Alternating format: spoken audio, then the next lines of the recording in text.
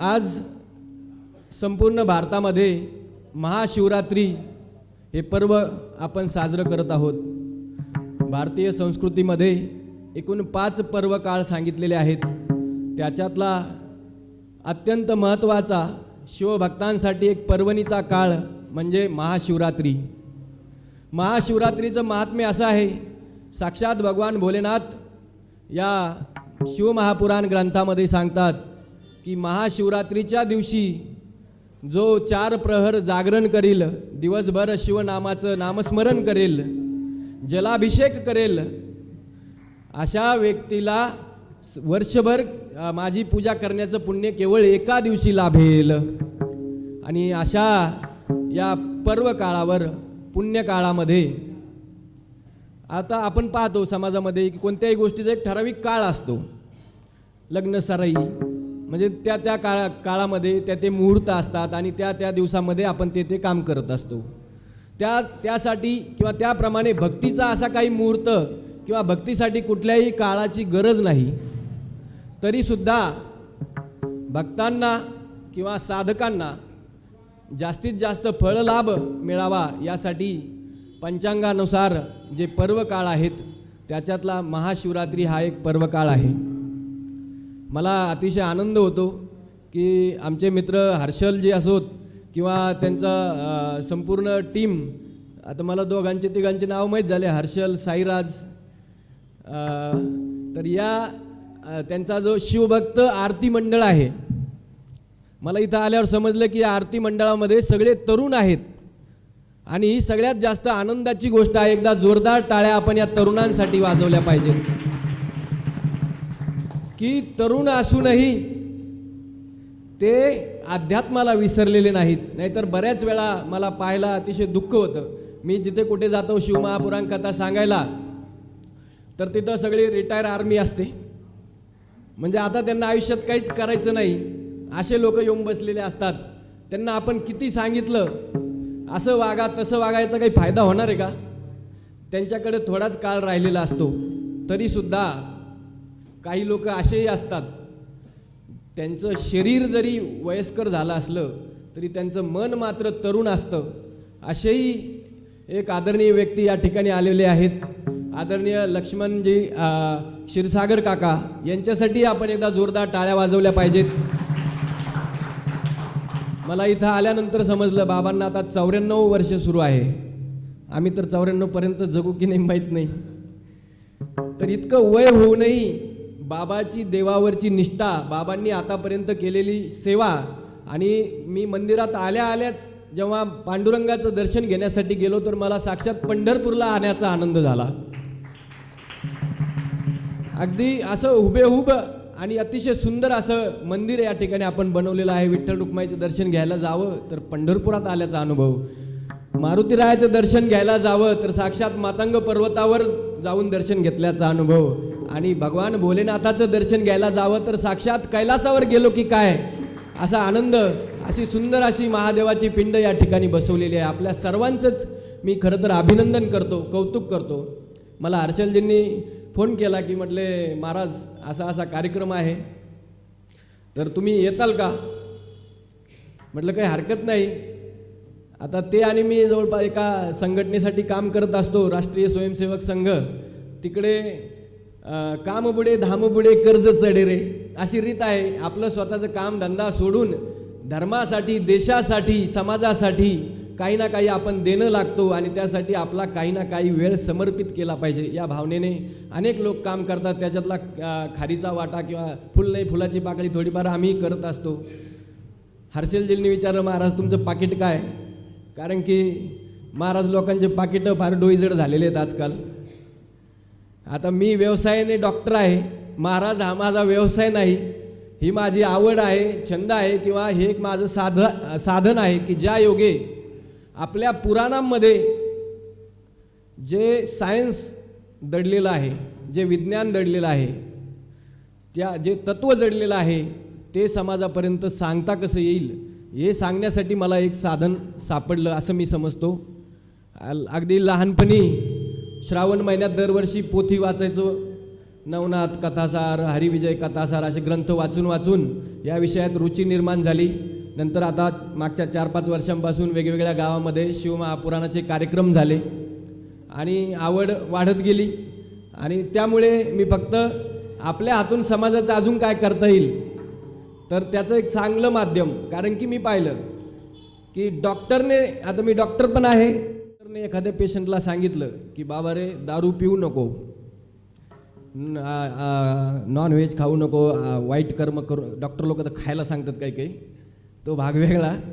पण आपण जर काही चांगलं सांगायला गेलो तर लोक हो हो म्हणून ऐकतात आणि हॉस्पिटलच्या खाली उतरलं नाही तर तो लगेच दुकानाकडे वाट धरतो. तो म्हणतो डॉक्टरचं कामच आहे, धंदा आहे त्याचा. त्याच्यापेक्षा या क्षेत्रामध्ये व्यासाच्या गादीवर जेव्हा माणूस बसून काही सांगतो तर लोक अगदी श्रद्धेने श्रवण करतात, श्रद्धेने ते ऐकतात. कुठल्या डॉक्टरच्या हातून एखाद्या माणसाने माळ घातलेली मी पाहिली नाही, पण महाराजांच्या हाताने लोक माळ घालतात. माळ घातली म्हणजे त्याचं आयुष्यच सुधारलं.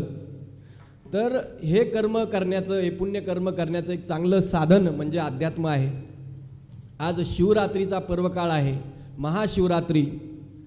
महाशिवरात्री म्हणजे काय तर अशी रात्र ज्या दिवशी आपण जागरण करतो. मी सांगितलं की 4 प्रहर आपण जागरण केलं पाहिजे. आपण बरेच जण आता जागणार आहोत आज रात्री. कोण कोण करणार आहे जागरण रात्री? ज्याला झोप नाही येणार ते सगळे जागणार. चला, बरेच जण जागणार, काही नाही 2 हातावर केले. हां, नम पार्वती पते हर हर महादेव. तर शिवरात्रीच्या दिवशी, महाशिवरात्रीच्या दिवशी आपल्याला जागरण करायचं. याच्यातून आपल्याला जीवनामध्ये काय संदेश घ्यायचा आहे? आपण रात्रभर जागलो आणि जीवनात जागे झालो, याच्यात खूप मोठं अंतर आहे. जसं माऊलींनी सांगितलं, देवाची द्वारी उभा क्षणभरी, त्याने मुक्तिचारी साधियेल्या. देवाच्या दारामध्ये क्षणभर उभा राहिल्याने 4 मुक्ती भेटतील. 4 प्रकारच्या सायुज्यता, समीपता, स्वरूपता, सलोकता अशा ज्या 4 प्रकारच्या मुक्ती सांगितलेल्या आहेत अध्यात्मामध्ये, त्या सर्वच्या सर्व मुक्ती भेटतील असं माऊली सांगतात. माऊली म्हणजे माझ्या तुमच्यासारखा साधारण व्यक्ती तर नाही, ज्ञानेश्वर माऊली अधिकारी पुरुष. आणि अशा माऊलींनी जेव्हा सांगितलं नक्कीच त्याच्यात तथ्य आहे. पण ते देवाच्या दारी क्षणभर कसं उभं राहायचंय तर संपूर्णपणे ईश्वराला समर्पित करून जेव्हा आपण उभे राहू तर तसा क्षण जेव्हा येईल तुमच्या आयुष्यात तेव्हा मुक्ती लाभेल. पण तो क्षण येण्यासाठी आपल्याला सतत देवाच्या दारी उभा राहण्याचा सराव करावा लागेल. म्हणून आज जसं आपण जागणार आहोत तर हे एक प्रतीक आहे की आपण जीवनात जागे झालो पाहिजे. आपण काय करतो? आपल्या हातून पुण्य होते की पाप होते? बऱ्याच जणांचे 4 धामाला जाण्याचे प्लॅन असतात, 2 धाम झालेले असतात आणि शेजारच्या सोबतचे भांडणंही कोर्टात गेलेले असतात. काही फायदा आहे का 4 धाम 2 धाम करून? देवाने काय सांगितलेलं आहे? ममे वंशे सर्व जीव लोके, म्हणजे माझाच अंश सर्व जीव लोकांमध्ये आहे. हे आपण विसरतो. मंदिरातल्या देवापाशी येऊन डोकं आपटून घेतो आणि शेजारचं डोकं फोडायला तयार राहतो. ही आपली मानसिकता, याच्यातून आपण जागं झालं पाहिजे. म्हणून भगवंताने आपल्याला महाशिवरात्रीच्या पर्व काळाच्या निमित्ताने आपल्याला कसं पुण्य आपल्या पदरात पाडून घेता येईल आणि त्याच्या योगे आपली मुक्ती कशी होईल याचं माध्यम म्हणजे महाशिवरात्र आहे. आज आपण जागलो तर पुढे जीवनभर आपण कसं जागृत राहू याचा आपण विचार केला पाहिजे. आज समाजामध्ये कुटुंब प्रबोधन हा महत्त्वाचा विषय आहे. कुटुंब म्हणून आपण एकत्र आहोत का? ज्या महाशिवरात्रीला आपण ज्या भगवान भोलेनाथांचं चिंतन, स्मरण, नामस्मरण करतो त्या भगवान भोलेनाथांचं कुटुंब पहा. जगाच्या कल्याणासाठी काम करणारं कुटुंब आहे. माता पार्वती आणि भगवान भोलेनाथ, पती पत्नीचं नातंही असं की अर्धांगामध्ये सहभागी करून घेतलेलं. याच्यापेक्षा, महादेवापेक्षा कोणी आदर्श पती असू शकत नाही. म्हणून तर बायका नवऱ्याला महादेव म्हणतात. आले आमचे महादेव. आता इकडं म्हणतं की नाही मला माहीत नाही. आता मिस्टर किंवा अजून मालक किंवा धनी जुन्या काळातले शब्द झाले, अजून बदलत जातात. तर मिस्टरपासून यमपासून महादेव, यमपासून मिस्टर असं समजून घ्या. तर तसं आपण पतीला महादेवाचा दर्जा का देतो? कारण महादेवासारखा पती असावा असं प्रत्येक स्त्रीला वाटतं. कारण महादेवाने आपल्या पत्नीचा अपमान झाला तर त्या संपूर्ण दक्षाच्या यज्ञाचा विध्वंस करून टाकला होता. महादेवाने आपल्या पत्नीला आपल्या अर्धांगामध्ये सहभागी करून घेतलं. जगात एकच देव आहे, तो त्याच्या पत्नीला आपल्या अर्धांगामध्ये जागा देतो आणि पत्नीला अर्धांगिनी म्हणतो. म्हणून आपण काय म्हणतो महादेवाला? अर्धनारी नटेश्वर. आणि म्हणूनच बाकीचे सगळे देव आहेत आणि माझे भोलेनाथ महादेव आहेत. नमः पार्वती पतये हर हर महादेव. महादेवाचं कुटुंब, गणपती बाप्पा, विद्येची देवता. लहान लेकरांना आपण काय संस्कार द्यावेत? तर भारतीय संस्कृती पहिल्यापासून सांगते की आपण शिक्षणाचा श्री गणेशा करतो. आजकाल इंग्लिश मीडियममुळे बऱ्याच प्रमाणात आपण आपल्या संस्कारांपासून दूर जात आहोत. गणपती बाप्पाला जर माता पार्वतीने इंग्लिश शाळेत टाकलं असतं तर गणपती बाप्पा पण ओ गॉड जीसस असं म्हणायला लागले असते. तुमच्या लेकरांना पहा, इंग्लिश स्कूलमधल्या लेकरांना ठेच बीच लागली तर ते काय म्हणते? ओ गॉड. त्याला सुट्ट्या कोणत्या असतात? नाताळच्या. 10-12 दिवस सुट्ट्या नाताळच्या. दिवाळीला 2-3 दिवस सुट्ट्या आहे. आता तरी इंग्लिश स्कूलमध्ये मराठी टीचर्स आहेत आपल्याकडचे, नाहीतर नवीन नवीन जेव्हा इंग्लिश स्कूल आल्या तर तेव्हा ते केरळचा स्टाफ राहायचा, सगळा कन्व्हर्टेड, धर्म बदललेला. आपण सगळे भाग्यवान आहोत. खरं तर आपण आपल्या पूर्वजांचे जेवढे आभार मानावे तेवढे कमी आहे. म्हणून आपल्या संस्कृतीमध्ये आपण श्राद्ध वगैरे असे कर्म करत राहतो, पित्र घालतो. कारण आपल्या पूर्वजांचे आपल्यावर एवढे उपकार आहेत की ते शत्रूंच्या, असुर प्रवृत्तीच्या लोकांच्या तलवारीसमोर झुकले नाहीत आणि त्यांनी आपला हिंदू धर्म कायम ठेवला. आणि त्याचाच परिणाम म्हणून आज आम्ही या महादेवाच्या मंदिरामध्ये, या विठ्ठल रुक्माईच्या मंदिरामध्ये भगवान भोलेनाथाचं चिंतन करू शकतो. नमः पार्वती पतये हर हर महादेव. किती वीर आणि शूर पूर्वजांच्या पोटी आपण जन्माला आलेलो आहोत पहा. नाहीतर तुम्हाला आजूबाजूला तुम्हाला दिसत असेल अनेक लोकांचे आडनावं अजूनही कुठे देशमुख आहे, कुठे घोगरे आहे, असे वेगवेगळे आडनाव आहेत जे आपल्यातलेच आडनावं आपल्याला तिकडे पाहायला दिसतात. कोणाला नाव ठेवायचं नाही, पण ते आपल्यातलेच लोक तिकडे जात आहेत. याचं कारण एकच आहे की आपल्या लोकांना आपला धर्म माहिती नाही. धर्म काय सांगतो, पुराण काय सांगतात आणि पुराणांचा अर्थ काय होतो हे समजण्यासाठी हे प्रवचन, हे कथा हे असतात. ज्ञानेश्वर माऊलींनीच हरिपाठामध्ये सांगितलेलं आहे, मंथुनी नवनीता तैसे घे अनंता, वाया व्यर्थ कथा सांडी मार्गे. आणि म्हणून जी कथा आहे त्याचं मंथन करून आपल्याला त्याच्यातला आनंद घ्यायचा असतो. आणि भगवान भोलेनाथ कोण आहेत? अनंत आहेत, अनादी अनंत. ना त्यांची सुरुवात कोणाला माहिती आहे, ना त्यांचा अंत कोणाला माहिती आहे. असे अनादी अनंत अज अमर अविनाशी असे भगवान भोलेनाथ. त्या भोलेनाथाच्या चारित्र्यातून, त्या भोलेनाथाच्या पुराणातून आपल्याला आपल्या जीवनाची दिशा शोधायची आहे. आणि त्यासाठी या महाशिवरात्रीच्या पर्व काळावर आपण जीवनात जागृत होण्याचा संकल्प करायचा आहे. फक्त आजची रात्र जागायचं नाही, तर जीवनभर आपले डोळे उघडे ठेवून देवाला शोधणारी आपली नजर पाहिजे. आपली नजर काय शोधणारी आहे? पावणारा देव शोधणारी नजर आहे आपली. बरेच वेळा बरेच लोक एखाद्या देवाकडे जाऊन नवस करतात आणि नाही पावला देव, दुसऱ्या दिवशी त्या देवाला सोडून देतात. म्हणजे मनात जर भाव नसेल तर देव पावत नाही. पण लोक म्हणतात की देवा मला पाव रे.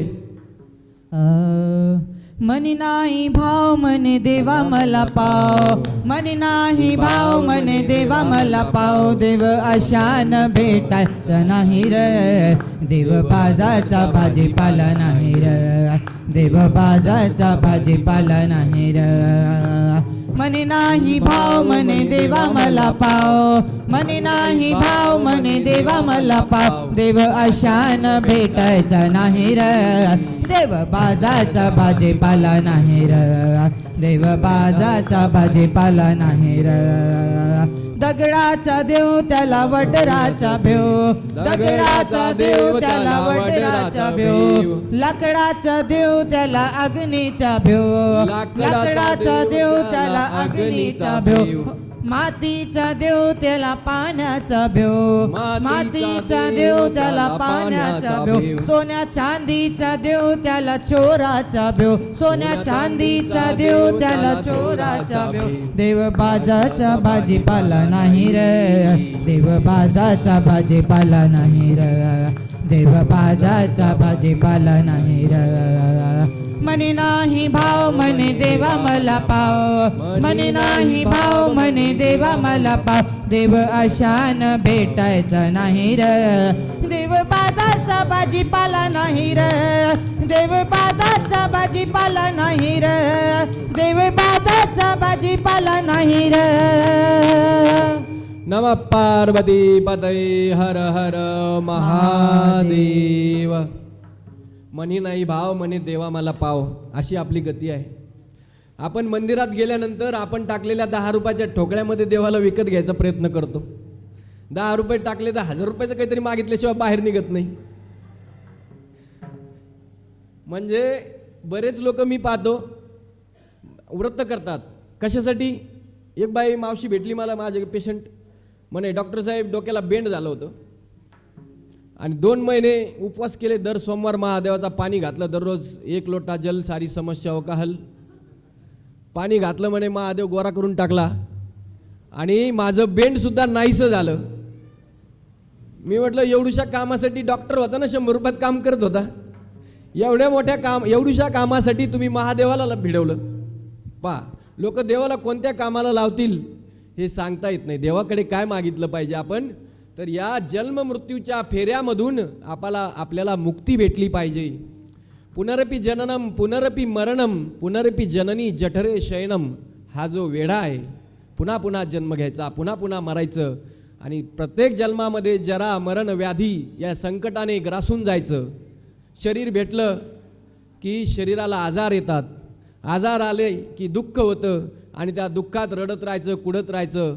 आणि किती दिवस चालणार? 84 लक्ष योनीचा फेरा कधीतरी तुटला पाहिजे आणि त्याच्यासाठी आपण देवाला भेटलं पाहिजे, त्याच्यासाठी देवाकडे मागणी केली पाहिजे. पण दुर्दैवाने आपल्या क्षुद्र मागण्या असतात. देव त्या बऱ्याच वेळा पूर्णही करून टाकतो. जा घेऊन टाक म्हणतो ना, कोला काकडीला राजी, लहान लेकरं चॉकलेटला राजी आणि आपण नवसाला राजी. तर तसं जरी असलं तरी आपण शिवजींकडे काय मागितलं पाहिजे? तर साक्षात शिवतत्व जे शिव चैतन्य आहे, सत्यम शिवम सुंदरम, हे अतिशय सुंदर असं शिवजींचं जे तत्व आहे ते आपण घेतलं पाहिजे.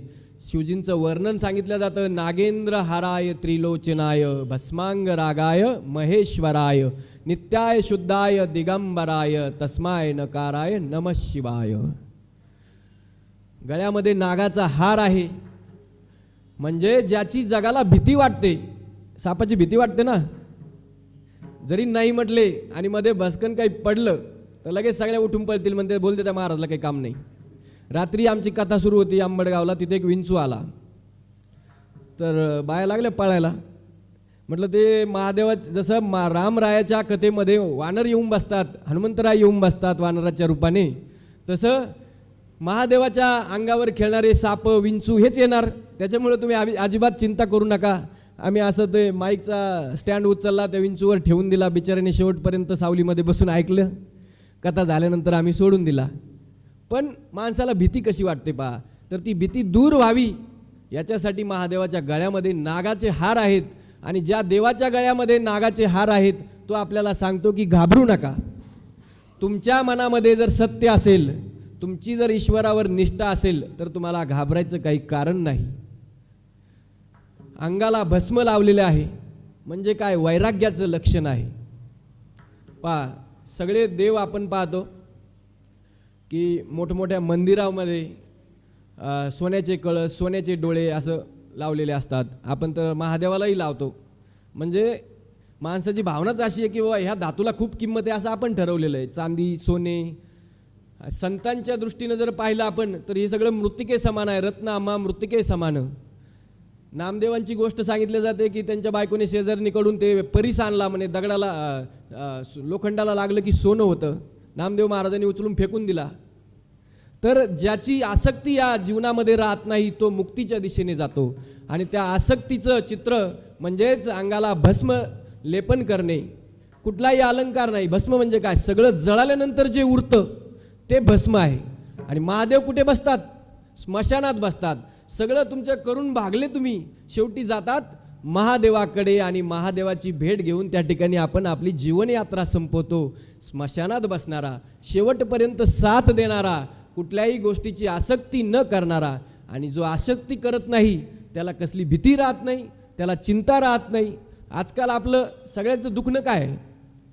म्हणजे माझ्याकडे जर पेशंट आली आणि मला जर वेळ असला एखाद्या आजीचं बोलणं ऐकून घ्यायला, तर ती आजी एवढं सांगत बसते, दुखणं राहतं बाजूला, सुरुवात करते मान पाठ कंबर, आणि नंतर मग सांगायला लागते सून ऐकत नाही, मला सगळ्यात चांगलं व्हावं वाटतं पण माझं कोणालाच जमत नाही, मी लय केलं यायला माझं जमत नाही.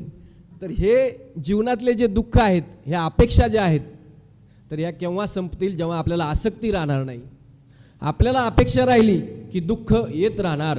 म्हणून भगवान भोलेनाथ आपल्याला दाखव, निरासक्त होऊन स्मशानात बिनधास्त बसा. जसं सांगितलं सोन्याचा देव त्याला चोराचं भेव. आता हे बसले स्मशानात महाराज, यांना कशाचंच भेव नाही, उलट यांचं भेव जगाला कधी तिसरा डोळा उघडतील. तिसरा डोळाही उगच उघडत नाही. क्रोधावरही नियंत्रण आहे. तिसरा डोळा केव्हा उघडला? कामाला थांबवण्यासाठी. त्या कामविकार, कामदेव म्हणजे काय? कामविकाराचं प्रतीक आहे. त्या कामदेवाला भस्मसात करण्यासाठी जगामध्ये आपण म्हणतो आपल्या हिंदू संस्कृतीनुसार 33 कोटी देव आहेत. त्याच्यातल्या एकाही देवाच्याने कामदेवाला कंट्रोलमध्ये आणणं झालं नाही. मारुतीराय त्याचं एक अपवाद आहेत. ते जितेंद्रिय आहेत, पण ते पण महादेवाचेच अंश आहेत, रुद्रावतार आहेत. आणि त्या रुद्रांनी फक्त कामावर विजय मिळवलेला आहे. असं आपल्याला आपले जे 6 शत्रू सांगितलेले आहेत, काम क्रोध मद मत्सर लोभ मोह, तर या शत्रूंपासून मुक्ती भेटली तर जीवनातलं दुःख संपलं. आजच मुक्ती झाली असं समजा. काय माणसाला काम वासना असते, काहीतरी इच्छा असते, त्यानंतर क्रोध असतो, राग. बोलता बोलताच एखाद्या महाराजला पण, महाराज आले, लोकच ऐकायला नाही आले, महाराज लगेच तन तन तन पण फन करतात. काय हर्षलजी काय कार्यक्रमाचं आयोजन केलं, एवढ्याशा लोकांमध्ये बोलणारा महाराज वाटलो का मी तुम्हाला? आला क्रोध. काय उपयोग आहे महाराज होऊन? संसाराचा त्याग केला, महाराज झाला, त्याला क्रोधाने ग्रासलं. मद, माणसाला क्रोधाला जिंकलेल्या माणसाला अहंकार होतो. मत्सर, दुसऱ्याचा तिरस्कार. फार मोठे भक्त असतात आणि त्याला कोणतरी सांगितलं तिकडे एक अजून दुसरे मोठे भक्त आहेत, ते म्हणतो माझ्यापेक्षा मोठं कसं का असू शकतं? झाला मत्सर. महिलांना याचा चांगला अनुभव आहे. म्हणजे चांगल्या कलरची साडी जरी आणली एखाद्या माऊलीनं, तर दुसरीला वाटतं की अशाच कलरची साडी आणली पाहिजे, रातभर भांडणं घरी, दुसऱ्या दिवशी जिंदल मार्केटला. तर अशी स्थिती आहे. तर या सगळ्या षडरिपूंपासून वाचवण्यासाठी आपल्याला भगवान भोलेनाथांना, शिवतत्वाला आपल्या जीवनामध्ये उतरवायचं आहे. या शिवरात्रीच्या महापर्वावर भगवान भोलेनाथांच्या काही कथा आपण जर ऐकल्या तर आपल्याला त्याचा अनन्यसाधारण पुण्यलाभ होतो. आणि मी सांगितलं की मंथुनी नवनीता तैसे गे अनंता, हे वाक्य कायमचं लक्षात ठेवायचं. नाहीतर लोक मला म्हणतील डॉक्टर असून अंधश्रद्धा पसरवतो. तर श्रद्धा ही अंधश्रद्धेपेक्षा खूप चांगली असते. आपण उगीच थोड्या याच्यासाठी आपण अंधश्रद्धेकडे वळतो, कारण लालचेपोटी मोह. कालच्या सकाळच्या कथेमध्ये मला एक आजी भेटली, म्हणे मी बेलाचं सोन्याचं पान केलं आणि काशीला घेऊन चालले होते, आणि जाताना तिथं पोहोचले, पाहते तर म्हणे ते बेलाचं सोन्याचं पान तुळशीचं झालं. आजीला वाटलं होतं चमत्कार झाला. म्हटलं तुळशीचं कसं काय झालं? म्हटलं सोन्याचं होतं का साधं होतं? म्हटले साधं होतं. म्हटलं तुमच्यासोबत कोण होतं? म्हटले गावातले बरेच होते. त्यांनी हात मारला आणि आजीला वाटलं चमत्कार झाला. भोळी आजी. म्हटलं आजी, एक तर महादेवाला बेलाचं पान पाहिजे. कशाचं? बेलाचं झाड असतं. बेल सोन्याच्या दुकानात उगतं का बेल? पण आपली उगाचच भोळी भावना की नाही सोन्याचं पान वाहू, म्हणजे ते आजीनं अक्षरशः गळ्यातलं मोडून सोन्याचं पान केलं बेलाचं. आणि मला आजी विचारायला लागली, मी आता आजीची भावना कशी दुखू? मी म्हटलं आजी, ते देवाला पावलं, देवाने ते स्वीकारलं आणि तुम्हाला प्रसाद म्हणून ते तुळशीचं पान दिलं. मला ते खोटं बोलावं लागलं, कारण आजीच्या भावनांना, श्रद्धेला मी ठेच पोहोचू शकत नव्हतो. पण मी अजून सुधारणा करून सांगितलं की आजी एक काम करा, महादेवाने तुम्हाला संदेश दिला की तुळशीचं पान दिलं तरी चालतं, पण सोन्याचं करू नका. सोन्याचं तिथपर्यंत पोहोचलं का? नाही पोहोचलं, कारण महादेवाला पाहिजे नको पाहिजे होतं ते. म्हणून आता इथून पुढे एवढी वेळेस घेतलं महादेवाने, आता पुन्हा सोन्याचं पान करण्याच्या भानगडीत पडू नका. बरेच लोक आपण पाहतो कर्ज व्याज पैसे काढून देव देव करतात. काय अर्थ आहे त्याला? देव कुठे? सावतामाळी महाराज आपण कथा ऐकलेली आहे. कुठे आला देव त्यांच्यासाठी? शेतात कांदा मुळा भाजी अवघी विठाबाई माझी, धरीला पंढरीचा चोर, हृदयबंदी खाना केला हात विठ्ठल कोंडीला. पुंडलिक महाराजाची कथा आपल्याला माहिती आहे.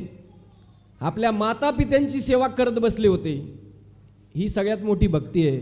माता पित्यांची सेवा केली तर देवाचं नाव नाही घेतलं तरी देव तुम्हाला शोधत येतो. याचं उत्तम उदाहरण म्हणजे पुंडलिक महाराज आहेत. पुंडलिकाचे बेटी परब्रह्म आलेगा, चरणी वाहे भीमा उद्धरी जगा. पुंडलिकाच्या बेटीला पांडुरंग साक्षात पंढरपुरात आले. पुंडलिक महाराज म्हणले की थांबा थोडं, माझ्या वडिलांची सेवा सुरू आहे. एक वीट फेकली, उभे राहिले. किती दिवस उभे राहिले?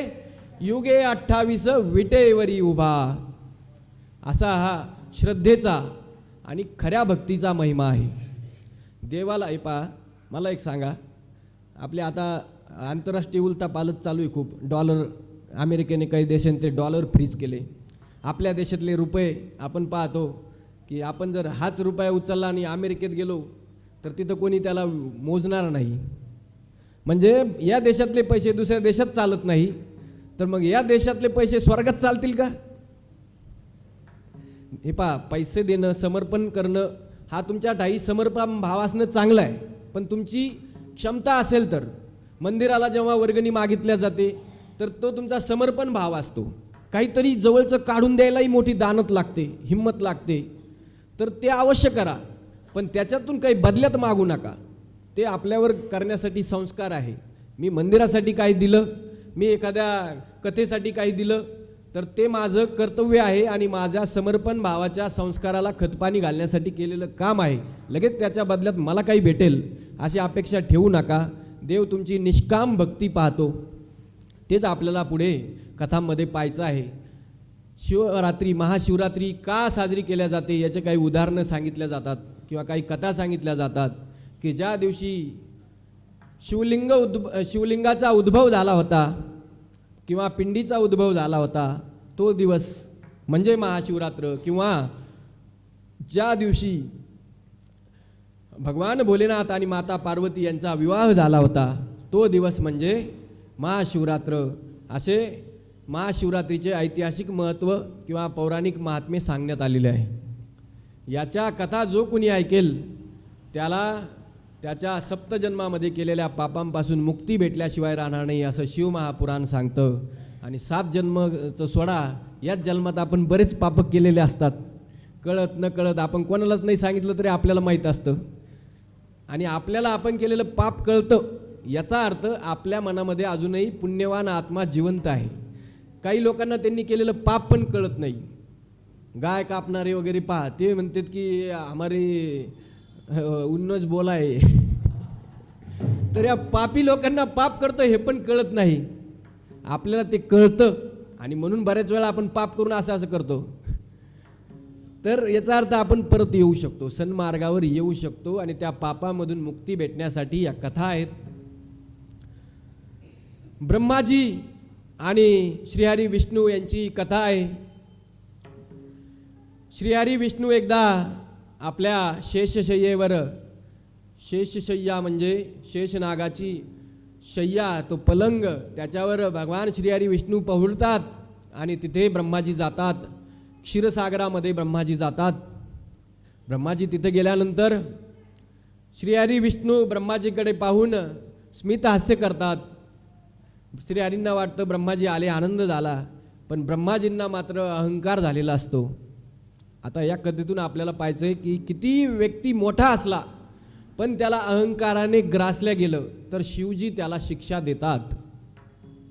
आता ब्रह्मदेव म्हणजे संपूर्ण सृष्टीचे रचयिता, अशा ब्रह्मदेवाला अहंकार झाला आणि त्यांना वाटलं की मी सृष्टीचा रचयिता आहे आणि श्रीहरी विष्णू माझ्या स्वागतासाठी उभे सुद्धा राहिले नाही. आणि मग श्रीहरी विष्णूंकडे गेल्यानंतर ब्रह्माजी श्रीहरी विष्णूंना म्हणतात की अरे पुत्रा, मी या ठिकाणी आलेलो असताना तू उठून उभा पण का राहिला नाहीस? तर त्यावेळी शहाण्या माणसाचं लक्षण आहे, कोणी उकसवलं तर लगेच चिडायचं नाही, शांतपणे उत्तर द्यायचं. तर त्यावेळी श्री हरी विष्णू म्हणतात की ब्रह्माजी, आपण इकडे कसं काय न केलं? तर पुन्हा ब्रह्माजीला रागा येतो की मी आलेलो तुम्हाला दिसत नाही का? तुम्ही माझं अजिबात स्वागत आदर वगैरे काही करत नाही. त्यावेळी श्रीहरी विष्णू म्हणतात, पुन्हा स्मित हास्य करूनच श्रीहरी विष्णू म्हणतात की अरे माझ्या पुत्रा, तू एवढा रागावू नकोस. आता यांचं पुत्र म्हणण्यामागचं कारण हे की यांच्या नाभी कमळात जन्म झालेला आहे ब्रह्मदेवाचा. पण ब्रह्मदेवाला गर्व कशात झालेला आहे? मी सृष्टीचा रचयिता आहे, सगळी सृष्टीच मी रचली आहे. आणि या दोघांचा आता हे बोलता बोलता आता वाद लागलेला आहे. श्रेष्ठत्वावरून वाद सुरू झाला. श्रीहरी विष्णूंनी समजून घेण्याचा प्रयत्न केला, परंतु माणसाची ऐकण्याची पण मर्यादा असते. चांगले माणसंही किती दिवस ऐकणार? तर ब्रह्माजी आणि श्रीहरी विष्णू यांच्यामध्ये आता श्रेष्ठत्वावरून वाद सुरू झाला. आणि शाब्दिक वाद सुरू होता होता ते दोघं एकमेकांचा प्राण घेण्याच्या उद्देशाने, एकमेकावर धावून जाण्याच्या उद्देशाने, युद्धाच्या लालसेने एकमेकावर सरसावले.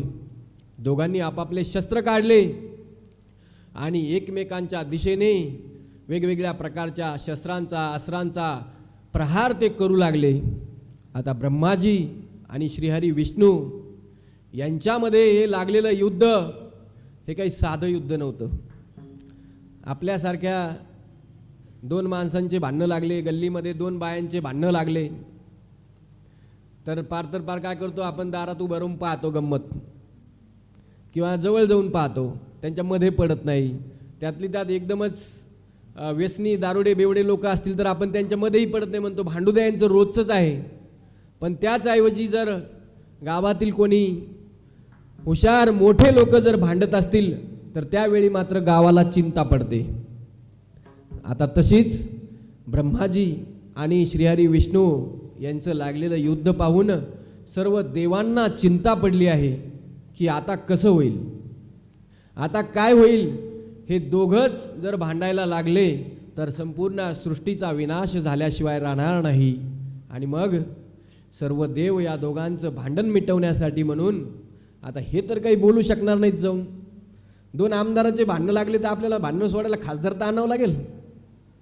आता इथं ब्रह्मा आणि विष्णूचे भांडणं सुरू आहेत. सोडायला आपल्यासारखं गेलं तर मिटतील का भांडणं? तर त्यांच्या भांडणामध्ये एखादा बाण आपल्याला लागून कुठं आपण मरून जो मेळ नाही लागणार.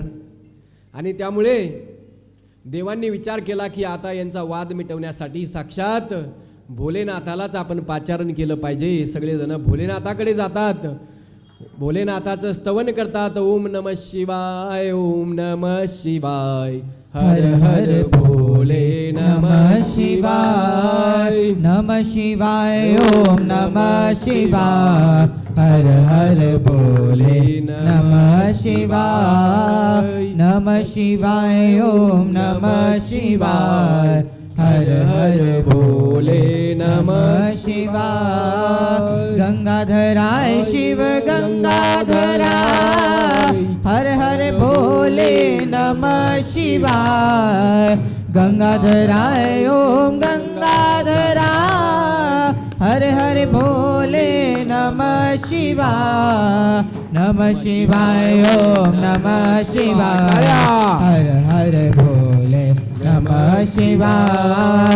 नमः शिवाय ओम नमः शिवाय, हर हर भोले नमः शिवाय. नमः पार्वती पतये हर हर महादेव. जेव्हा आपण भजन करत असतो, टाळ्या वाजवत असतो, त्यावेळी आपल्या हातावर असलेले ॲक्युप्रेशरचे वेगवेगळे पॉईंट्स असतात, त्याच्यावर प्रेशर पडतं आणि न कळतपणे आपले अनेक आजार बरे होतात. आता त्याचं जिथं जागतं रूप म्हणजे बाबा आहेत. बाबा इतके भजनं वाऱ्या आपल्यापैकी कोणी केल्या नसतील आणि त्यांची तब्येत पहा किती ठणठणीत आहे. त्याच्यामुळे टाळ्या वाजवताना कंजूसी करायची नाही. आपण अशा टाळ्या वाजवतो की इकडल्या हाताला माहीत होत नाही इकडला हात येऊन लागला का. तर इतक्या हळूने टाळ्या वाजवायच्या नाही, मोकळ्या हाताने टाळ्या वाजवायच्या. आणि रक्ताभिसरण संस्था, ब्लड सर्क्युलेशन चांगलं काम करतं. आणि आपले वेगवेगळे आजारही न कळतपणे नाहीसे होतात. इथून पुढे कधी भजनात टाळी वाजवताना कंजूशी करायची नाही. शेवटी आपण टाळी वाजवतोच केव्हा भजनात, नाही तर भाषणात. तर भाषणात दुसऱ्यांसाठी टाळ्या वाजवण्यापेक्षा भजनामध्ये आपल्या स्वतःसाठी, ईश्वरासाठी, आपल्या आराध्य देवतेसाठी टाळ्या वाजवल्या पाहिजेत. नमः पार्वती पतये हर हर महादेव. आणि मग हे घनघोर युद्ध ज्या ठिकाणी सुरू आहे, इकडे महादेवांची ही विनंती ऐकल्यानंतर, महादेवाची भक्ती स्तुती ऐकून महादेव त्या ठिकाणी शांतपणे डोळे उघडतात. सर्व देव महादेवांना साष्टांग नमन करतात आणि महादेव त्या सर्व देवांना म्हणतात की तुम्ही ज्या चिंतेने या ठिकाणी आलेले आहात त्याची मला जाण आहे. तुम्ही अजिबात चिंता करू नका, मी तुमच्यासोबत येतो. ब्रह्मा विष्णू यांचा वाद आपण मिटवूया असं म्हणून हे सगळे तिथे जातात ज्या ठिकाणी युद्ध सुरू आहे. आता इकडे युद्ध सुरू असताना महादेव तिथे मागे कोपऱ्यात कुठेतरी लपून हे युद्ध पाहत आहेत आणि ब्रह्माजी, श्रीहरी विष्णू एकमेकांचे प्राण घेण्याच्या त्वेषाने अगदी धावून जात आहेत. इकडून एक बाण सोडला की तिकडून एक बाण, इकडून पर्जन्यास्त्र सोडलं की तिकडून आग्नेयास्त्र, इकडून वातास्त्र सोडलं की तिकडून वाताकर्षणास्त्र, असे वेगवेगळे अस्त्र ते एकमेकावर सोडू लागले. असं घनघोर युद्ध सुरू असताना त्या ब्रह्माजींनी त्या ठिकाणी पाशुपतास्त्र काढलं आणि ते पाहून भगवान विष्णूंनी सुद्धा महेश्वरास्त्र काढलं.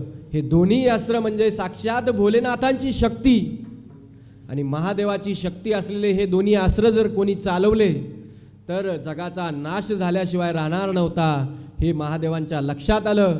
आणि मग हे दोघं एकमेकावर बाण ताणून उभे आहेत आणि अगदी त्यांच्या मधोमध अगदी चमत्कारिकपणे एक मोठा दिव्य स्तंभ त्या ठिकाणी प्रकट होतो. अतिशय तेजस्वी, आपल्यासारख्यांचे पाहून डोळे दिपतील असा तेजस्वी स्तंभ, उंचच्या उंच आणि खाली खोलच्या खोल असा स्तंभ त्या ठिकाणी निर्माण होतो. अंतराळामध्ये सुरू असलेलं हे युद्ध आणि ते पाहतात की अचानक मध्ये काय स्तंभ आला आणि यांनी सोडलेले ते बाण त्या स्तंभामध्ये अगदी गडप होऊन गेले. ब्रह्मदेवाने सोडलेलं पाशुपतास्त्र, श्रीहरी विष्णूंनी सोडलेलं महेश्वरास्त्र साक्षात शिवरूपामध्ये त्या ठिकाणी विलीन झाले. ह्या दोघांनाही आश्चर्य वाटलं की हा स्तंभ म्हणजे काय आहे. बऱ्याच वेळा आपल्याला वाटतं की हे काही कळत नाही का महादेवा, श्रीहरी विष्णूंना, ब्रह्मदेवाला. तर तिथं एक वाक्य ध्यानात ठेवायचं, मंथुनी नवनीता तैसे घे अनंता, वाया व्यर्थ कथा सांडी मार्गी. तर आता ही लीला आहे देवाची, ईश्वराची, आपल्या सगळ्यांना संदेश देण्यासाठीच आहे की अहंकार करू नका, अहंकार केला तर काय होतं. तर आता दोघांचे धनुष्यातून सोडलेले बाण त्या ठिकाणी गुडूप झालेले आहेत आणि या दोघांनाही आता आश्चर्याचा धक्का बसला की हा काय प्रकार आहे. आणि मग थोडा वेळ भेटला की माणसाचा राग शांत होतो. म्हणून आपल्याला जेव्हाही राग येईल, सासूचा येऊ द्या, सुनाचा येऊ द्या, नवऱ्याचा येऊ द्या, बायकोचा येऊ द्या, राग आला की आपण 100 पासून उलटी उजळणी मोजायला सुरुवात करायची. 100, 99, 98, 97, 96, 95, 94, 93, 92 असं मोजत यायचं. इतक्या फास्ट किंवा त्याच्यापेक्षा हळू नाही. तो वेळ जो जातो त्याच्या दरम्यान आपला राग शांत होतो.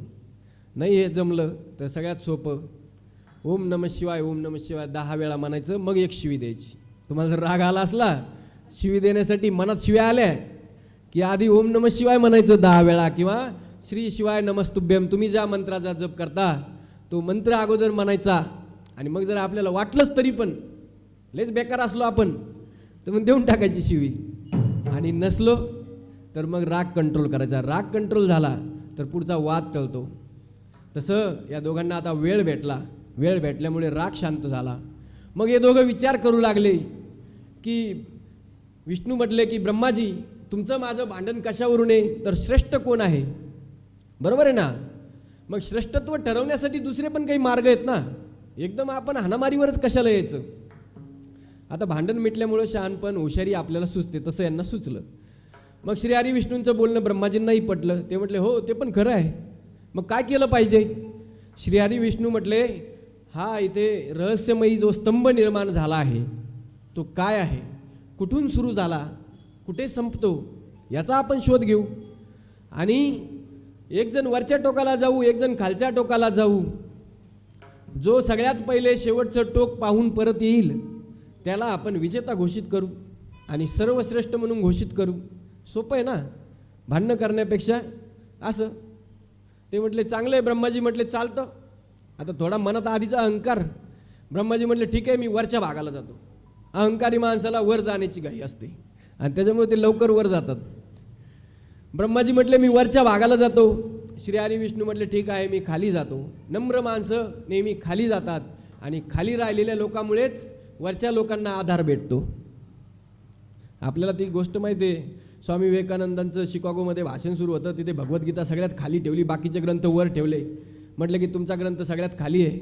म्हटले खाली आहे म्हणूनच आमच्या ग्रंथाचा आधार या सगळ्या धर्मांना आहे. असं खाली राहणाऱ्याचं महात्म्य आहे. त्याच्यामुळे खाली राहताना अजिबात चिंता करायची नाही. नाहीतर आपण पाहतो कुठे राजकीय कार्यक्रम असला की स्टेजवर जास्त, खाली कमी लोक, आणि आध्यात्मिक कार्यक्रम असला तर वर एकच जण, खाली सर्वजण असतात. तर ही नम्रता आपल्याला अध्यात्मामुळे येते. श्रीहरी विष्णू सुकराचं म्हणजे वराहाचं रूप घेऊन खालच्या दिशेने जातात आणि श्रीहरी ते ब्रह्मदेव हंसाचं रूप धारण करून वरच्या दिशेने जातात. मजल दर मजल करत वर वर जातात. अनेक योजने अंतर पार करून जातात. अनेक प्रकाश वर्ष अंतर पार करून जातात. वर जाता जाता 21 स्वर्ग छेदून ब्रह्माजी वर जातात. तरीसुद्धा त्या स्तंभाचा शेवट काही सापडत नाही. आणि खाली भगवान विष्णू ते सुद्धा खाली खाली जात सप्त पाताळांना भेदून खाली खाली जात राहतात. तरीसुद्धा तो स्तंभ काही संपायचं नाव घेईना. कारण तो स्तंभ कोण आहे? साक्षात श्री भगवान महादेव आहेत.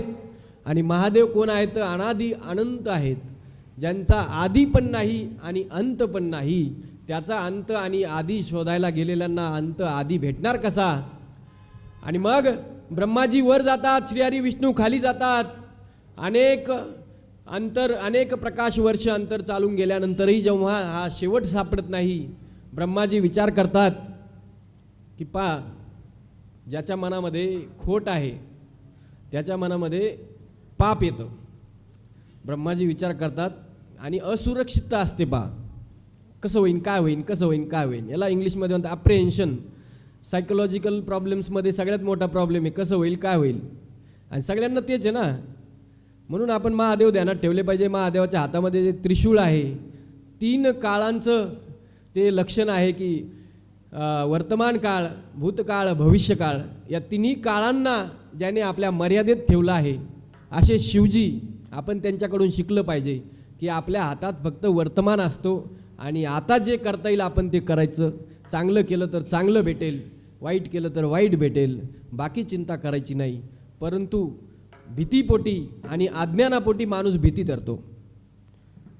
आणि त्या भीतीपोटीच ब्रह्मदेव विचार करतात की आपल्या जाण्याच्या अगोदर श्रीहरी विष्णूंना जर टोक सापडला खालचा तर चोराच्या मनात चालणं. आणि मग आपल्या आधी जर ते आले तर ते जिंकतील. मग काय केलं पाहिजे?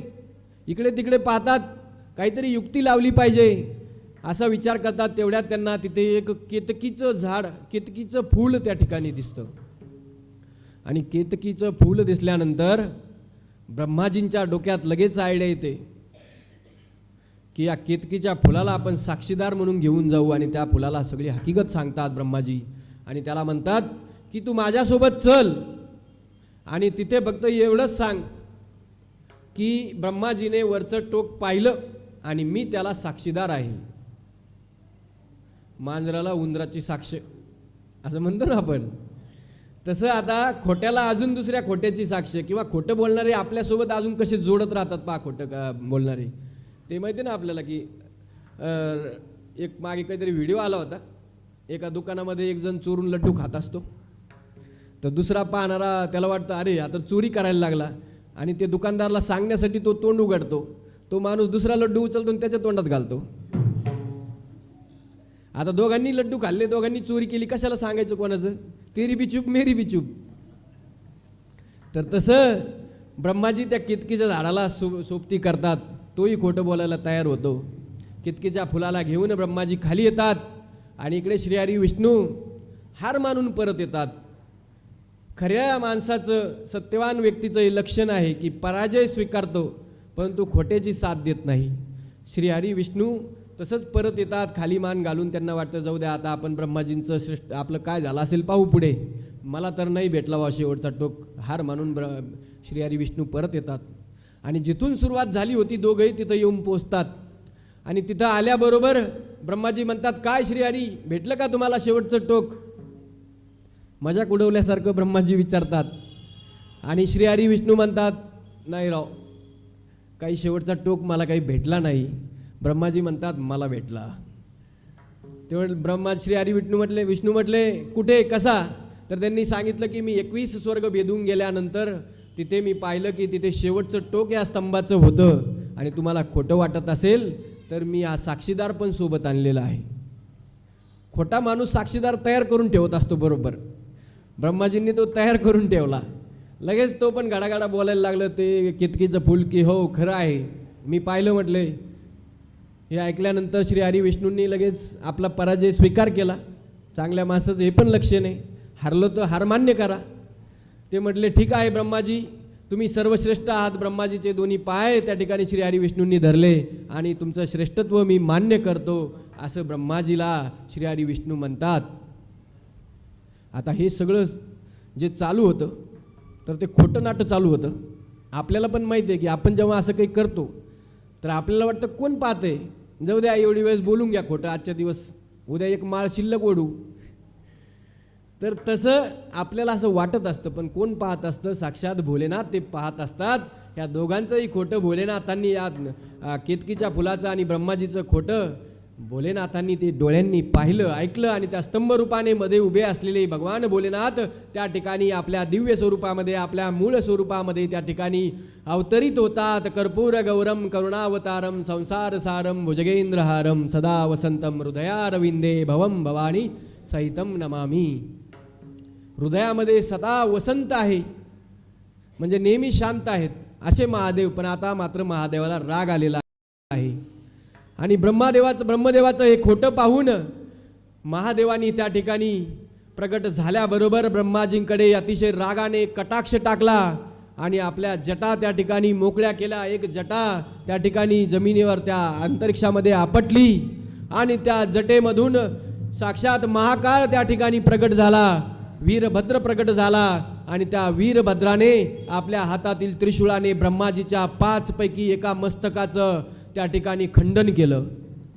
या कथेच्या अगोदर ब्रह्माजीला 5 मस्तकं होते, त्याच्यानंतर 4 राहिले. आता हे ब्रह्माजीचं मस्तक खंडन केलेलं पाहून ब्रह्माजी घाबरले. ब्रह्माजी गयावया करू लागले. त्या वीरभद्राच्या पायावर मस्तक ठेवून ब्रह्माजी क्षमायाचना करू लागले. तेव्हाही पुन्हा ब्रह्माजीची दया कोणाला आली? श्रीहरी विष्णूंनाच आली. चांगल्या व्यक्तीचं हे पण लक्षण आहे की तो दयावान असला पाहिजे, दयाळू असला पाहिजे. श्रीहरी विष्णूंना दया आली. आपल्यासोबत जरी खोटं वागले तरी ब्रह्माजीची दया येऊन श्रीहरी विष्णू महादेवांना विनंती करतात की हे शिवप्रभू, हे महादेवा, हे भोलेनाथा, हे जगन्नाथा, तुम्ही देवादिदेव महादेव आहात, ब्रह्माजीला कृपा करून माफ करा. ब्रह्माजी सुद्धा शिवजींची गयावया करू लागले. तेव्हा शिवजींचा राग शांत झाला. शिवजी त्या वीरभद्राला थांबण्याचा आदेश देतात आणि ब्रह्माजींकडे अतिशय रागाने पाहून बोलतात की हे ब्रह्मदेवा, मी तुम्हाला सृष्टीची रचना करण्याचा अधिकार दिला आणि अधिकार भेटला म्हणजे माणसाने तो नम्रतेने पार पाडला पाहिजे. अधिकार भेटला म्हणजे जगावर मिरवण्यासाठी तो अधिकार नसतो. तुम्ही एखाद्या भागाचे प्रमुख झालात, गावचे प्रमुख झालात, नगराचे प्रमुख झालात म्हणजे तुमची दादागिरी करण्यासाठी नाही, तर तो अधिकाराचं कर्तव्य पार पाडण्यासाठी तुम्ही झालेले असता. पण तुम्ही तर स्वतःची दादागिरी दाखवायला लागले. साक्षात भगवान विष्णूलाच तुम्ही आदवा तद्वा बोलू लागले, त्यांचा अपमान करू लागले, स्वतःला श्रेष्ठ समजू लागले. हे चुकीचं आहे. सर्वांच्या मुळाशी जे शिवतत्व आहे, त्याची जी शक्ती आहे ती तुम्ही विसरता कामा नये. आपणही बऱ्याच वेळा आपण लहान सहान काहीतरी काम करतो आणि त्याचं भलं मोठं बॅनर लावतो. त्या कामापेक्षा बॅनर मोठं असतं, कामाच्या खर्चापेक्षा बॅनरचे खर्च जास्त असतात. आपण विसरतो की प्रकृते क्रियमाणाने गुणे हेवश सर्वशः अहंकार विमूढ आत्मा कर्ताहमिती मन्यते. ज्या घटना घडत असतात त्या प्रकृतीच्या क्रियमानानुसार घडत असतात. वाईट घडो चांगलं घडो, जे घडणार होतं प्रकृतीच्या नियमानुसार ते घडत असतं. आपण उगाचच आपल्याला त्याचा कर्ता मानतो आणि त्याच्यातूनच आपल्याला दुःख किंवा अहंकार प्राप्त होत असतो. तर ब्रह्माजीला अशी समज दिल्यानंतर ब्रह्माजी महादेवाला म्हणतात की हे शंभो, याच्यानंतर माझ्याकडून कधी चूक होणार नाही, कृपा करून मला माफ करा आणि मला वाचवा. ब्रह्माजीला शिवजी म्हणतात की मी तुझं तोडलेलं मस्तक तर परत देऊ शकत नाही. ब्रह्माजींना अजून एक शाप महादेव देतात रागारागामध्ये. तो शाप आधीचा असा होता की हे ब्रह्मा, तुम्ही स्वतःला श्रेष्ठ समजलत म्हणून मी तुम्हाला श्राप देतो की याच्यानंतर कुठेही तुमच्या नावाने उत्सव होणार नाही. आपल्याकडे कोणता सप्ताह होतो? हरिनाम सप्ताह होतो. ब्रह्मनाम सप्ताह ऐकला का तुम्ही कुठे? नाही. ब्रह्मदेवा तुमचं कुठे मंदिर असणार नाही. एक मंदिर आहे आपल्याला माहिती आहे पुष्कर क्षेत्राला, त्याच्याशिवाय तुमचं कुठेही रोज पूजन होणार नाही. तुमचे कोणी भक्त असणार नाही. आपण राक्षस सोडून कोणी ब्रह्मदेवाचे भक्त नाही पाहिले पाहिले का? ब्रह्मदेवाच्या नावाने माळ वाढणारं कोणी आहे का इथे? तर तेव्हा श्री हरी विष्णूंनी शाप दिला, महादेवांनी श्राप दिला होता. तर श्री हरी विष्णूंचं ऐकून, ब्रह्माजीची विनंती ऐकून महादेव म्हणतात ठीक आहे, मी तुम्हाला उशाप देतो की जरी तुमचं कुठं पूजन होणार नसलं, तुमच्या नावाने उत्सव होणार नसला, तरी या जगामधला कुठलाही यज्ञ तुम्हाला अर्घ्य अर्पण केल्याशिवाय पूर्ण होणार नाही. आणि म्हणून आपण यज्ञाला जेव्हा अर्घ्य किंवा आपण यज्ञाला आहुती अर्पण करतो त्यावेळी मंत्र म्हणतात. ब्राह्मण किंवा जे आचार्य असतात ते मंत्र म्हणतात ओम ब्रह्मणा अर्पणम ब्रह्म हवीर. तर ब्रह्माला अर्पण ते केल्या जातं. तर असा आशीर्वाद आणि सर्व यज्ञांचे आचार्य इथून पुढे तुम्ही असाल असा आशीर्वाद देखील महादेव देतात. ज्याला शाप दिला त्यालाच आशीर्वाद देणारे महादेव आहेत. म्हणून तर माझा महादेव भोळा आहे. देवाधिदेव महादेव भगवान भोलेनाथ त्या केतकीच्या फुलालाही पुन्हा रागाने पाहतात. त्याला म्हणतात तुला काही गरज नव्हती या मोठ्या लोकांच्या मध्ये पडायची. दोन मोठ्या लोकांचे भांडणं झाले तर आपल्यासारख्या लहान माणसाने मध्ये तोंड खुपसू नये. तू खुपसलंस. मी तुला श्राप देतो की तुम पुढे कुठल्याही देवाच्या पूजेत तुझा स्वीकार होणार नाही. आता फुलाची किंमत कशात आहे? देवाच्या पूजेत वापरण्यात येण्यात आहे. जर फूल देवाच्या गळ्यात जाऊन पडलं नाही, देवाच्या पायावर पडलं नाही, तर त्या फुलाला काही किंमत नसते. आपल्याला माहिती आहे, तुम्ही जर ते बेशरमाचं झाड पाहिलं असेल तर नाव आहे बेशरम. आणि त्याला फुलं मोठे मोठे फुलं येतात, आकर्षक फुलं येतात. कोणत्या देवाला वाहतो आपण? कोणत्याच नाही. तर तसं जे फूल देवासाठी चालत नाही त्या फुलाला काही किंमत नाही. बेशरमाचं झाड उगलं तर लोक उपटून टाकतात. त्याच्या जागी कुठलंही फुलाचं झाड उगवलं तर आपण ते राखतो. तर असं या केतकीच्या फुलाला आता वाईट वाटू लागलं आणि ते महादेवाला विनंती करू लागलं की भोलेनाथ, माझी खरंच चूक झाली. मोठ्या लोकांच्या भांडणात मी पडायला नको होतं, परंतु तुमच्या दर्शनाने मी धन्य धन्य झालो. कृपा करून मला माफ करा. आणि भोळे असणारे महादेव त्या केतकीच्या फुलालाही म्हणतात की ठीक आहे, इथून पुढे तू सर्व देवांच्या पूजेत चालशील, फक्त माझ्या पूजेत चालणार नाहीस. आणि म्हणून महादेवाला केतकीचं फूल चालत नाही, बाकीच्या देवांना चालतं. अशा प्रकारे ही कथा आहे ब्रह्माजी आणि विष्णू यांच्या दोघांमधल्या युद्धाची. आणि त्याच्यातून ब्रह्माजीला जो अहंकार झाला होता, ब्रह्माजी असून सुद्धा त्यांना शिक्षा झाली, तर तुमच्या आमच्या सारख्यांना कधी माफी भेटणार नाही, हे आपण लक्षात ठेवावं.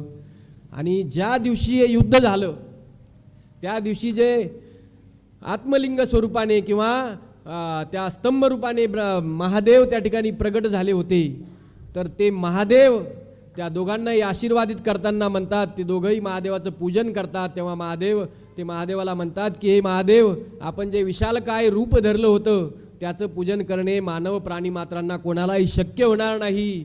आणि म्हणून आपण काहीतरी सोपं सर्वांना जमेल असं करावं.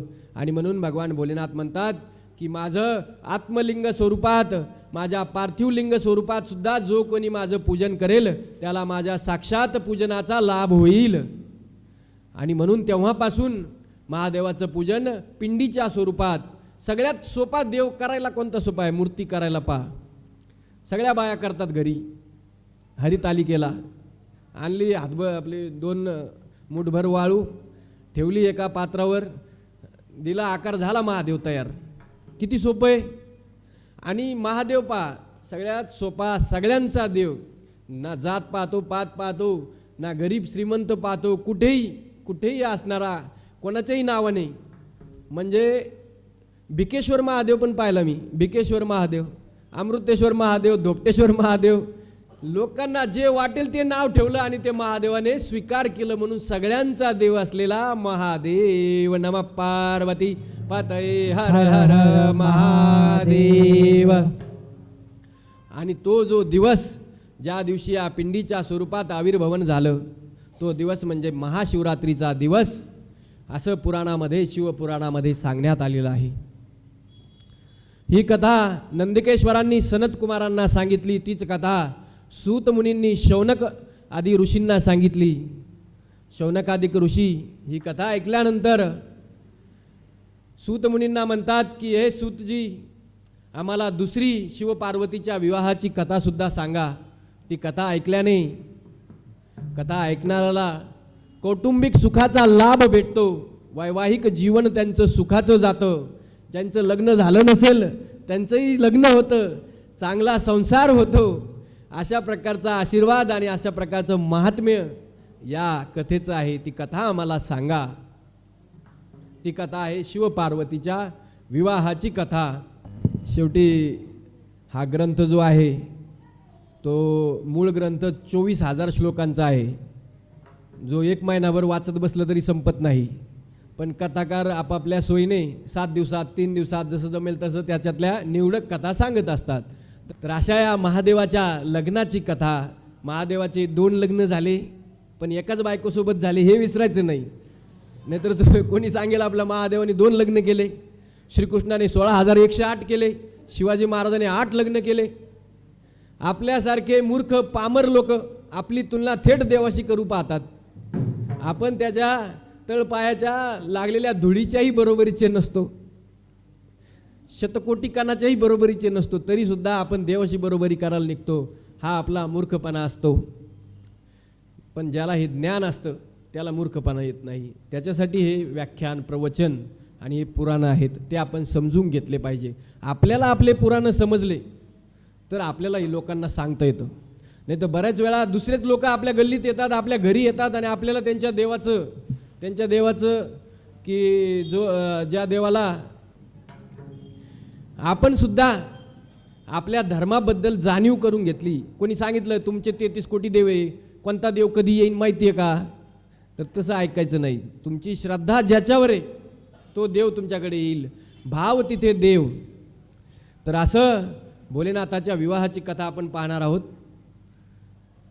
2 लग्न झाले हे आपल्याला माहिती आहे. सती अवतारामध्ये दक्षाची मुलगी असणारी सती, हिचं आणि शिवजींचं लग्न झालं. लग्न कशासाठी झालं तर तेही देव कार्यासाठी झालं. शिवजींना लग्न विघ्न करण्याची अजिबात इच्छा नाही. विरक्त असणारे शिवजी या संपूर्ण संसारापासून दूर, जगाच्या घोंगाटापासून दूर, जिथं लोक सहसा जात नाहीत असं ठिकाण म्हणजे स्मशान, अशा ठिकाणी राहणारा महादेव. आणि त्याला लग्न संसार या गोष्टीत अजिबात रस नसला तरी जगाच्या कल्याणासाठी संसार करायला महादेव तयार झाले. आणि जगाच्या कल्याणासाठी जरी करायला तयार झाले संसार, तरी असा आदर्श संसार केला की अजूनही लोक महादेवाचं नाव घेतात. चांगला पती कसा पाहिजे तर महादेवासारखा पाहिजे. मुली व्रत करतात, सोमवारचे व्रत वैकल्य करतात, महादेवासारखा पती प्राप्त व्हावा म्हणून. तर असे भगवान भोलेनाथ महादेव. सतीसोबतच्या लग्नाची कथा आपल्याला माहिती आहे. सतीसोबत लग्न झालं. सतीला महादेवांनी सांगितलं की कधी माझा अनादर होऊ देऊ नको, नाहीतर मी तुझा मानसिक त्याग करेल. आणि सती ते विसरून गेली. रामावर संशय घेतला. राम प्रभू हे खरे विष्णू आहेत का याच्यावर संशय घेतला. त्यांची परीक्षा घ्यायला गेली. परीक्षेमध्ये रामप्रभू पास झाले. सती खजील झाली. महादेवाचं ऐकलं नाही, नवऱ्याचं ऐकलं नाही. तर असं होतं. तर ते आपल्याला सतीच्या कथेतून ऐकायला भेटतं. आणि मग पुढे चालून जेव्हा सतीच्या घरी, सतीच्या पित्याकडे यज्ञ सुरू असतो, दक्षाकडे यज्ञ सुरू असतो. दक्षाने सगळ्यांना बोलवलं, महादेवाचा अपमान करण्याच्या उद्देशाने बोलवलं नाही. महादेवाचा अपमान का करावा. त्याची अगोदरची एक कथा आहे की दक्ष प्रजापिता झाल्यापासून तो एका यज्ञामध्ये जातो, तिथं महादेव त्याचं ऐकत नाही. थोडं फास्ट सांगतोय. तर महादेव काही उभे राहत नाहीत दक्ष आलेला पाहूनही. तर दक्षाला राग येतो की महादेवच एकटा माझा अपमान करतो, सगळे देव मला मानतात, जावई असला म्हणून काय झालं. आणि म्हणून महादेवाचा खास अपमान करावा म्हणून दक्ष यज्ञाचं आयोजन करतो. यज्ञामध्ये दक्ष महादेवाला सोडून सर्वांना बोलवतो आणि आपल्या लेकीला सतीला बोलवत नाही. सतीला वाटतं की आपला बाप विसरला असेल, आपले पिताजी विसरले असतील, परंतु दक्षाने जाणीवपूर्वक केलेलं असतं. जेव्हा सती तिथं जाते, महादेव नको म्हणूनही सती जाते, तिथं गेल्यानंतर पाहते इथे महादेवांसाठी स्थान वेगळं केलेलं नाही, महादेवांचं स्थान, महादेवांचं पूजन इथे नाही, महादेवांसाठी यज्ञाचा भाग काढून ठेवलेला नाही. हे पाहून सतीला राग येतो आणि सती त्या यज्ञकुंडामध्ये आपला प्राण देते आणि आपला देह त्या ठिकाणी या अग्नीच्या स्वाधीन करते. इथपर्यंतची कथा आपल्याला माहिती आहे. आता देवांचं काम काय होतं? देवांचं काम हे होतं की तारकासुर नावाचा दैत्य, ज्याने संपूर्ण सृष्टीमध्ये उच्छाद मांडला होता, इंद्राला सळो की पळो करून सोडलं होतं, सर्व देव त्या तारकासुराच्या श्रापामुळे त्रस्त होते. आता तारकासुरामध्ये एवढी ताकद का आली? तर तारकासुराने एक हुशारी केली होती. ब्रह्मदेवाचं तप केलं, ब्रह्मदेवाला प्रसन्न केलं आणि ब्रह्मदेवाला अमरत्वाचं वरदान मागितलं.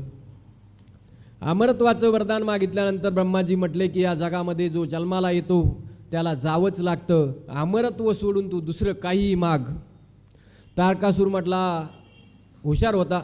पापी लोक पण हुशार असतात, भ्रष्टाचारी लोक खूप हुशार असतात बा, कळून देत नाही कुठं किती पैसे खाल्ले. तर तसं हा तारकासूर म्हणतो, अच्छा असं आहे का, मग एक काम करा म्हटले. तेव्हा महादेवाचं काही लग्न बिग्न काहीच विषय नव्हता. महादेव एकदम कैलासामध्ये विरक्त अवस्थेत होते आणि त्यांनी कामदेवाला जवळही फिरकून दिलं नव्हतं. त्याच्यामुळे कामविकारापासून दूर असलेला देव महादेव यांचं कधी लग्न व्हायचं, कधी यांचा पुत्र व्हायचा आणि कधी आपल्याला मारायचा हे अगदी अशक्य असं समजून त्या तारकासुराने ब्रह्मदेवाला म्हटलं की शिवतेजापासून उत्पन्न झालेल्या पुत्रापासूनच माझा मृत्यू झाला पाहिजे, इतर कोणामध्येही ते सामर्थ्य असू नये. असा वर मागितल्यामुळे आता शिवजींचं लग्नच नाही झालं, तर शिवजींचा पुत्र कधी जन्माला यायचा, कधी तो याला मारायचा. ते कार्तिक स्वामी जन्माला येतात, पण देवांना चिंता पडली आणि देवांनी इकडून तिकडून लग्न लावून दिलं होतं सतीसोबत. तर ते पुत्र जन्माला यायच्या अगोदरच सतीने देहदहन करून टाकला. त्याच्यामुळे पुन्हा महादेवाचं लग्न लावावं. सती म्हणजे मा जगदंबा आदिमाया, त्या जगदंबेने तिला कुठलंही शरीर जरी तिचं भस्मसात झालं असलं तरी तिला शरीराची गरज नाही, कारण ती आदिमाया आहे. शिव आणि शक्ती यांचं कायमचं नातं आहे. शिवजींची अर्धांगिनी असलेली ती शक्ती, तिची देव पुन्हा आराधना करतात, तिला विनंती करतात, पुन्हा जन्म घ्यायला भाग पाडतात. ती पुन्हा जन्म घेते. आता दक्षाच्या पोटी जन्म घेणार नाही, कारण दक्षाने माझा अपमान केला होता, त्याच्याऐवजी मी एखाद्या दगडाच्या पोटी जन्म घेईल असा निर्धार मा जगदंबा करते आणि दगडाच्या पोटी म्हणजेच पर्वताच्या पोटी, हिमालयाच्या पोटी जन्म घेते आणि तिचं नाव होतं पार्वती. पर्वताच्या पोटी जन्म घेतला म्हणून पार्वती. शैलराजाच्या पोटी जन्म घेतला म्हणून त्या पर्वताला, हिमालयाला शैलराज पण म्हणतात. तर शैलजा असे वेगवेगळे नावं मा जगदंबेला आहेत, माता पार्वतीला आहेत.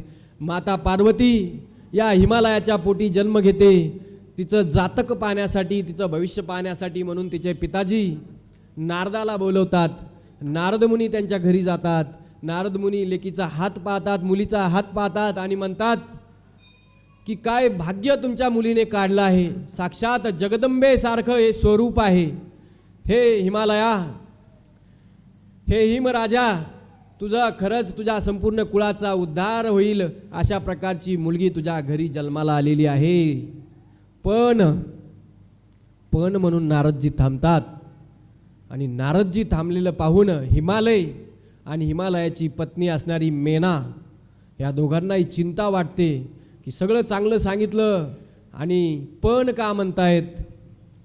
नारदजी पुन्हा एक मोठा निश्वास टाकतात, नारायणाचं भजन करतात. श्रीमन्नारायण नारायण नारायण, श्रीमन्नारायण नारायण हरे हरे, श्रीमन्नारायण नारायण हरे हरे श्रीमन्नारायण नारायण हरे हरे तेरी लीला है सबसे न्यारी न्यारी हरे हरे तेरी लीला है सबसे न्यारी न्यारी हरे हरे श्रीमन्नारायण नारायण हरे हरे श्रीमन्नारायण नारायण हरे हरे श्रीमन्नारायण नारायण हरे हरे नमः पार्वती पतये हर हर महादेव। नारदजी नारायणाचं स्तवन करू लागतात तेव्हा तर पुन्हा हिमालयाला चिंता वाटते की देवाचं नाव घेतलं म्हणजे काहीतरी अवघड घटना होणार आहे की काय। तेव्हा हिमालय आणि हिमालय पत्नी मेना नारदाला पुन्हा विनंती करून विचारतात की हे नारदजी तुम्ही संकोच ठेवू नका, काय जे खरं खरं असेल ते आम्हाला सांगा, तुम्ही पण म्हणून का थांबलात। नारदजी म्हणतात तुमची मुलगी सुलक्षणा आहे, सर्व गुण संपन्न आहे, सर्व शक्तिमान आहे, फक्त हिचा विवाह जो होणार आहे तो अशा व्यक्तीशी होईल ज्याच्या कुळाचा कोणाला थांग पत्ता नाही, कुळाचा पत्ता नाही, त्याला आई वडील नसतील, त्याला काही संपत्ती नसेल, स्मशानात राहणारा असेल, वैराग्य धारण करणारा असेल।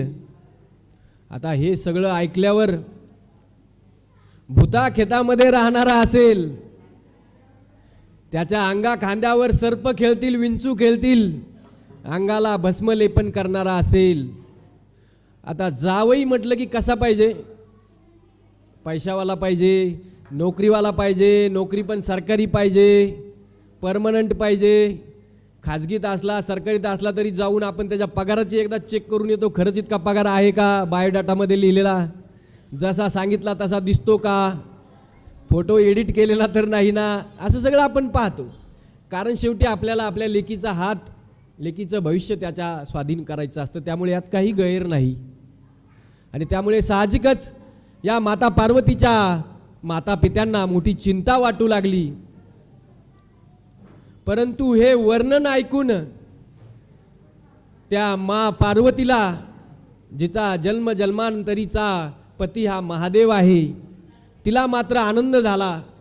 तिला समजून चुकलं की हे सगळं वर्णन महादेवाचं आहे, आधी अंत नाही, त्याचा जन्म कधी झाला, कोणाच्या पोटी झाला कोणालाच माहीत नाही, जन्मच झाला नाही तर त्याला आई वडील कुठून येणार, त्याला कुळ कुठून येणार, स्मशानात राहतो कारण त्याच्यामध्ये धमक आहे सगळं त्याग करण्याची।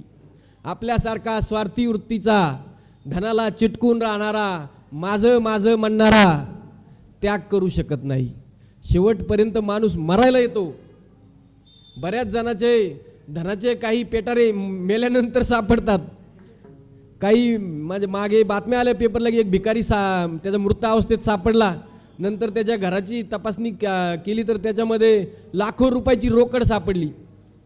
म्हणजे माणसाची वृत्ती पण तशीच आहे, भिकारी वृत्ती आहे आपली, जमा करून ठेवायचं, जमा करून ठेवायचं, आणि एक दिवस अचानक कुठंतरी हेलिकॉप्टर पालतं होतं, कधी आपण संपून जातो आपल्याला माहीत पण होत नाही। तर ही वृत्ती ज्याच्या ठाई नाही तो खरा वैराग्य असलेला, तो खरा श्रीमंत आहे। ज्याला पैशाची गरज नाही तो श्रीमंत आहे की ज्याला पैशाची गरज आहे तो श्रीमंत आहे? ज्याला गरज नाही तो श्रीमंत आहे। तो म्हणतो ना मला काही गरज नाही, माझ्याकडं आहे। तर तसे महादेव सर्व शक्तिमान, सर्व श्रीमंत, संपूर्ण जगाचे नियंते, ब्रह्मा विष्णू सर्वांचे पालनहार असे असणारे महादेव यांचं हे वर्णन आहे। पार्वतीला समजतं, पार्वतीला आनंद होतो, हिमालय आणि हिमालयाच्या पत्नीला दुःख होतं। मग नारदजी त्यांना समजून सांगतात की बाबांनो, मी जे वर्णन सांगितलं ते महादेवाचं वर्णन आहे, तुम्ही अजिबात चिंता करू नका। महादेवाचं नाव ऐकल्यानंतर मात्र मग हिमालयाला थोडंसं हायसं वाटलं की चला, पैसा नाही पण माणसाचं नाव मोठे, काही का व्हायना जावई चांगला भेटला, 4 लोक नाव घेतील असा जावई भेटेल, अशा आनंदाने हे दोघंही त्या ठिकाणी आपलं जीवनमान व्यतीत करू लागले. पाहता पाहता माता पार्वती लहानची मोठी झाली, उपवर झाली. आणि त्याच काळामध्ये इकडे महादेव तपश्चर्या करण्याच्या उद्देशाने म्हणून ज्या ठिकाणी गंगोत्री आहे, गंगेचा उगम होतो, हिमालयाच्या त्या शिखरावर येऊन तप करण्यासाठी विराजमान झाले. महादेव हिमालयाकडे आले, हिमालयाच्या घरी आले. म्हणजे आपण म्हणतो ना, योग जुळून यायला लागतो हळूहळू. कोणीतरी मध्यस्थ भेटतो, तो म्हणतो मग अच्छा तुमची मुलगी आली का लग्नाला, मग त्या फलाण्याचा अमक्याचा मुलगा पण झाला, डॉक्टर झाला, इंजिनियर झाला, काहीतरी झाला. तर असं होता होता सोयरीक जुळून येते. तर तसे आता घटना घडायला लागली. महादेव तिकडे आले. ते आले होते तप करण्याच्या उद्देशाने. आणि तिथे तप करत असताना तप करण्यासाठी जागा पाहिल्यानंतर महादेव तिथे विराजमान झाले. सतीच्या विरापासून महादेव अगदी विरक्त होते, जगापासून दूर दूर राहत होते. हिमालयाला जेव्हा समजलं, हिमालय तिथे गेला. हिमालयाने महादेवांची षोडशोपचारे पूजा केली. महादेवाला म्हटले, तुमचं माझ्या घरी, माझ्या पर्वतावर तुमचं स्वागत आहे. आणि महादेवही त्याच्या स्वागताचा स्वीकार करतात. महादेव त्याला म्हणतात की एकच काम कर, की मला कोणी इथे येऊन डिस्टर्ब करणार नाही याची काळजी घे. आणि तो हिमालय म्हणतो की आपल्या आज्ञेप्रमाणेच होईल. मी धन्य धन्य झालो आहे भोलेनाथ, आपण या ठिकाणी आलात, खरंच माझ्या जीवनाचं साफल्य झालं. ही माझी कन्या पार्वती. आता मुलीला इंट्रोड्यूस करावं लागेल ना, दाखवावं लागेल की ही माझी मुलगी आहे. आता ह्या माणसाला काही देणं घेणंच नाही, संसार ना लग्न ना त्याच्या डोक्यात नाही, बायको बिको काहीच. त्याच्यामुळे ते म्हणतात अच्छा आहे का, चांगली. आणि यांना महादेवाला द्यायची कन्या, कारण की यांना नारदाने सांगितलं की असं होणार आहे. मग महादेव तप करायला लागतात. ते महादेवाला हिमालय म्हणतो की मला फक्त एक अनुमती द्या, मी माझ्या पुत्रीला घेऊन तुमची सेवा करेल. माझी पुत्री दररोज तुम्हाला इथं जे लागेल, काय हवंय काय नको ते पाहण्यासाठी तिच्या सख्यांसोबत इथं राहील, एवढी मात्र अनुमती द्या. महादेव अगोदर नाही म्हटले. नंतर पुन्हा पार्वतीने त्यांना शास्त्रार्थ समजून सांगितला, जर तुम्ही खरंच वैराग्य धारण केलेले आहे तर तुम्हाला या गोष्टीची भीती असायला नको. महादेवांनाही पटतं. महादेव हो म्हणतात. माझा पार्वती तिथं पूजन करायला लागते. आता इकडे देवांची कालवा कालव सुरू आहे. देवांचा जीव खालीवर होत आहे त्या तारकासुरामुळे. हे म्हणतात की आता कधी, आता पार्वती मोठी झाली, माता पार्वती मोठी झाली, आता तरी लग्नाचा विषय पुढे न्यायला पाहिजे. महादेवाला लग्नाला तयार करायचं तर महादेवाच्या मनामध्ये कामविकार आला पाहिजे, लग्नाची वासना इच्छा तर निर्माण झाली पाहिजे. याला तर वैराग्य आहे. तर महादेवाच्या मनात कामविकार निर्माण व्हावा म्हणून सर्व देवांच्या इच्छेनुसार कामदेव त्या ठिकाणी रतीसहित येतो आणि दबा धरून बसतो. कामदेवाकडे जे रोचन हर्षण वेगवेगळ्या प्रकारचे बाणं आहेत, त्या बाणांच्या आधारे महादेवाला मोहित करण्यासाठी म्हणून कामदेव तिथे बसतो. आणि महादेव दररोजच्या प्रमाणे त्या दिवशीही माता पार्वती येते. माता पार्वतीच्या पैंजनाचा आवाज होतो. महादेव नेहमीप्रमाणे डोळे उघडतात. पार्वतीकडे पाहून डोळे बंद करायचे असतात, परंतु त्या दिवशी नेमका ती संधी साधून त्या कामदेवाने आपला बाण सोडला आणि महादेवाच्या हृदयामध्ये तो बाण गेला. आणि त्या क्षणी महादेवाच्या मनामध्ये कामविकार उत्पन्न झाला. थोडासा काही क्षणासाठी पार्वतीचं रूप त्यांना पाहावं वाटलं आणि पार्वतीकडे पाहण्याची इच्छा निर्माण झाली. आणि दुसऱ्याच क्षणी महादेवाला हे जाणवलं की आपली नजर ढळलेली आहे, हे चुकीचं आहे. आणि महादेवाला वाटलं की हे माझ्याकडून पाप कसं काय घडलं. इतक्या दिवसांचं मी वैराग्य धारण केलेलं असताना आजपर्यंत अशी घटना घडली नाही. मला कोणाकडेही मोहाने पाहावं वाटलं नाही आणि आज कसं काय घडलं असं म्हणून महादेव इकडे तिकडे पाहतात याचा कारणाचा शोध घेण्यासाठी. आणि समोर त्यांना दिसतो तो कामदेव. कामदेव दिसल्याबरोबर महादेवांच्या रागाचा पारा चढतो. महादेवांना कळून चुकतं की ही सगळं याची करणी आहे. आणि त्याच क्षणी आपण सांगितलं की महादेवाचा तिसरं नेत्र उघडतं. त्रिलोचनम जो आहे, 3 डोळ्यांचा जो महादेव आहे, नेहमी 3 डोळे उघडे ठेवून फिरत नाही. जेव्हा राग आला त्यावेळेस डोळा उघडला तर समोरचा वाचत नाही. आता या कामदेवाला नष्ट करण्यासाठी, काम विकाराला नष्ट करण्यासाठी महादेवाने डोळा उघडला आणि नजरेतून असा अग्निलोळ बाहेर पडला की त्या कामदेवाच्या अतिशय सुंदर म्हणून ज्याचे वर्णन केलं आहे पुराणामध्ये, त्या कामदेवाचं शरीर अगदी दसकटाच्या काडीसारखं त्या ठिकाणी धगधगा पेटलं, धडधडा जळायला लागलं. आणि हे सगळं पाहून सर्वजण त्या ठिकाणी अचंबित झाले. महादेवही त्या ठिकाणावरून क्षणार्धात अंतर्धान पावले. महादेवाला वाटलं इथं आपलं तप भंग झालं, आपली ध्यानधारणा भंग झाली, इथं थांबण्यात काही अर्थ नाही. महादेव तिथून निघून गेले आणि त्या कामदेवाला रडताना पाहून जळताना पाहून कामदेवाची पत्नी रती मोठ्याने शोक करू लागले, विलाप करू लागली. आणि देव सगळे त्या कामदेवाला वाचवायला येत आहेत. तोपर्यंत तर तो कामदेव जळून भस्मसात देखील झाला. त्या महादेवाच्या तिसऱ्या नेत्रातून निघालेल्या अग्नीसमोर कामदेवाचा देह अगदी कागदासारखा जळून गेला. हा सगळा प्रकार, कामदेवाच्या पत्नीचा तो आलाप, तो शोक पाहून सगळे देवही घाबरले.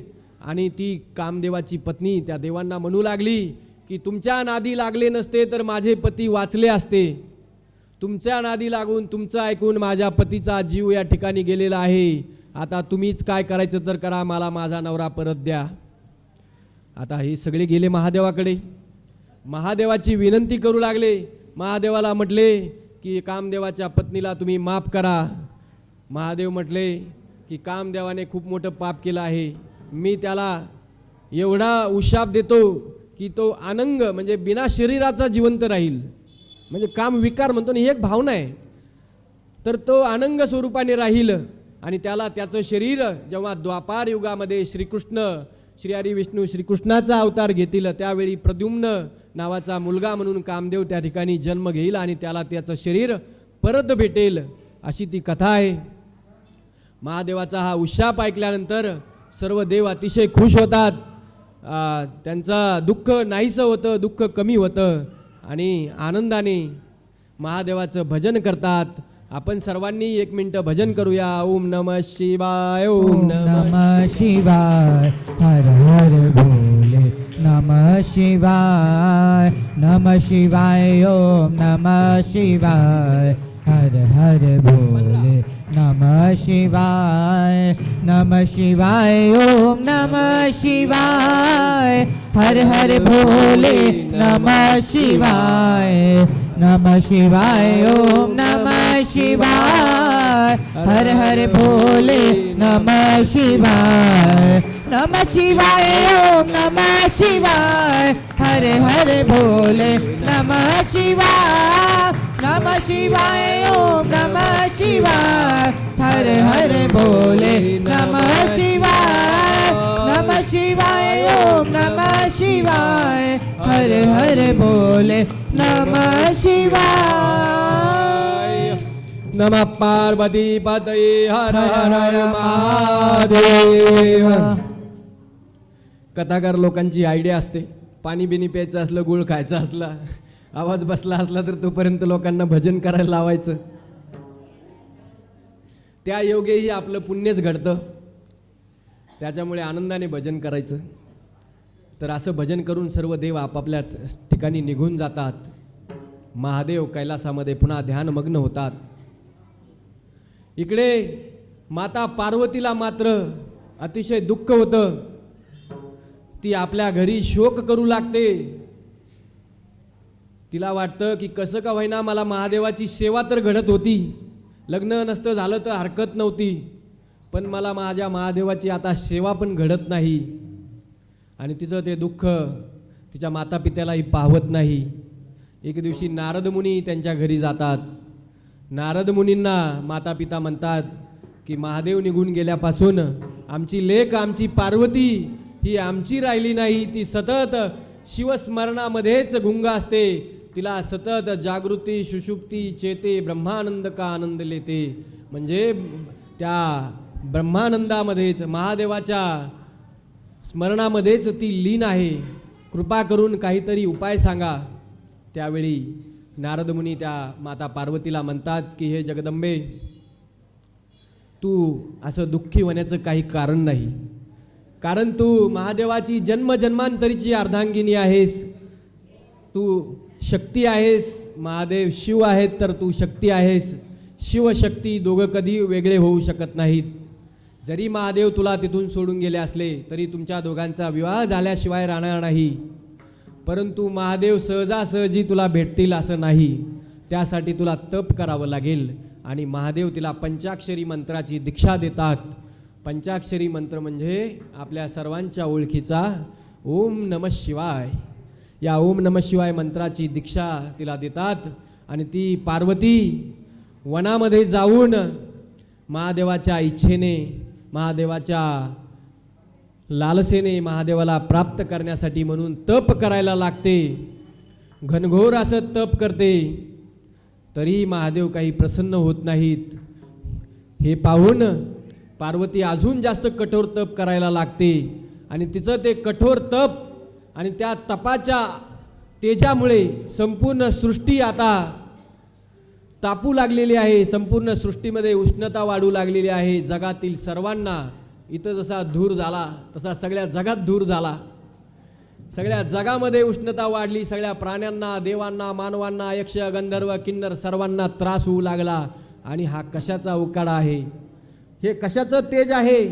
ही कशाची उष्णता आहे? ह्याचा शोध घेण्यासाठी म्हणून सर्व देव ब्रह्मदेवाकडे गेले. ब्रह्मदेवानी अंतर्दृष्टीने सर्व जाणून घेतलं आणि ते म्हटले की माता पार्वती भगवान भोलेनाथांच्या इच्छेने तप करत आहे. आणि जोपर्यंत तिला भोलेनाथ भेटणार नाहीत तोपर्यंत ती काही तप थांबवणार नाही. आणि जोपर्यंत तिचं तप थांबत नाही तोपर्यंत हा तापसुद्धा थांबणार नाही. आता मग काय केलं पाहिजे? देव ब्रह्मदेवाला विचारतात.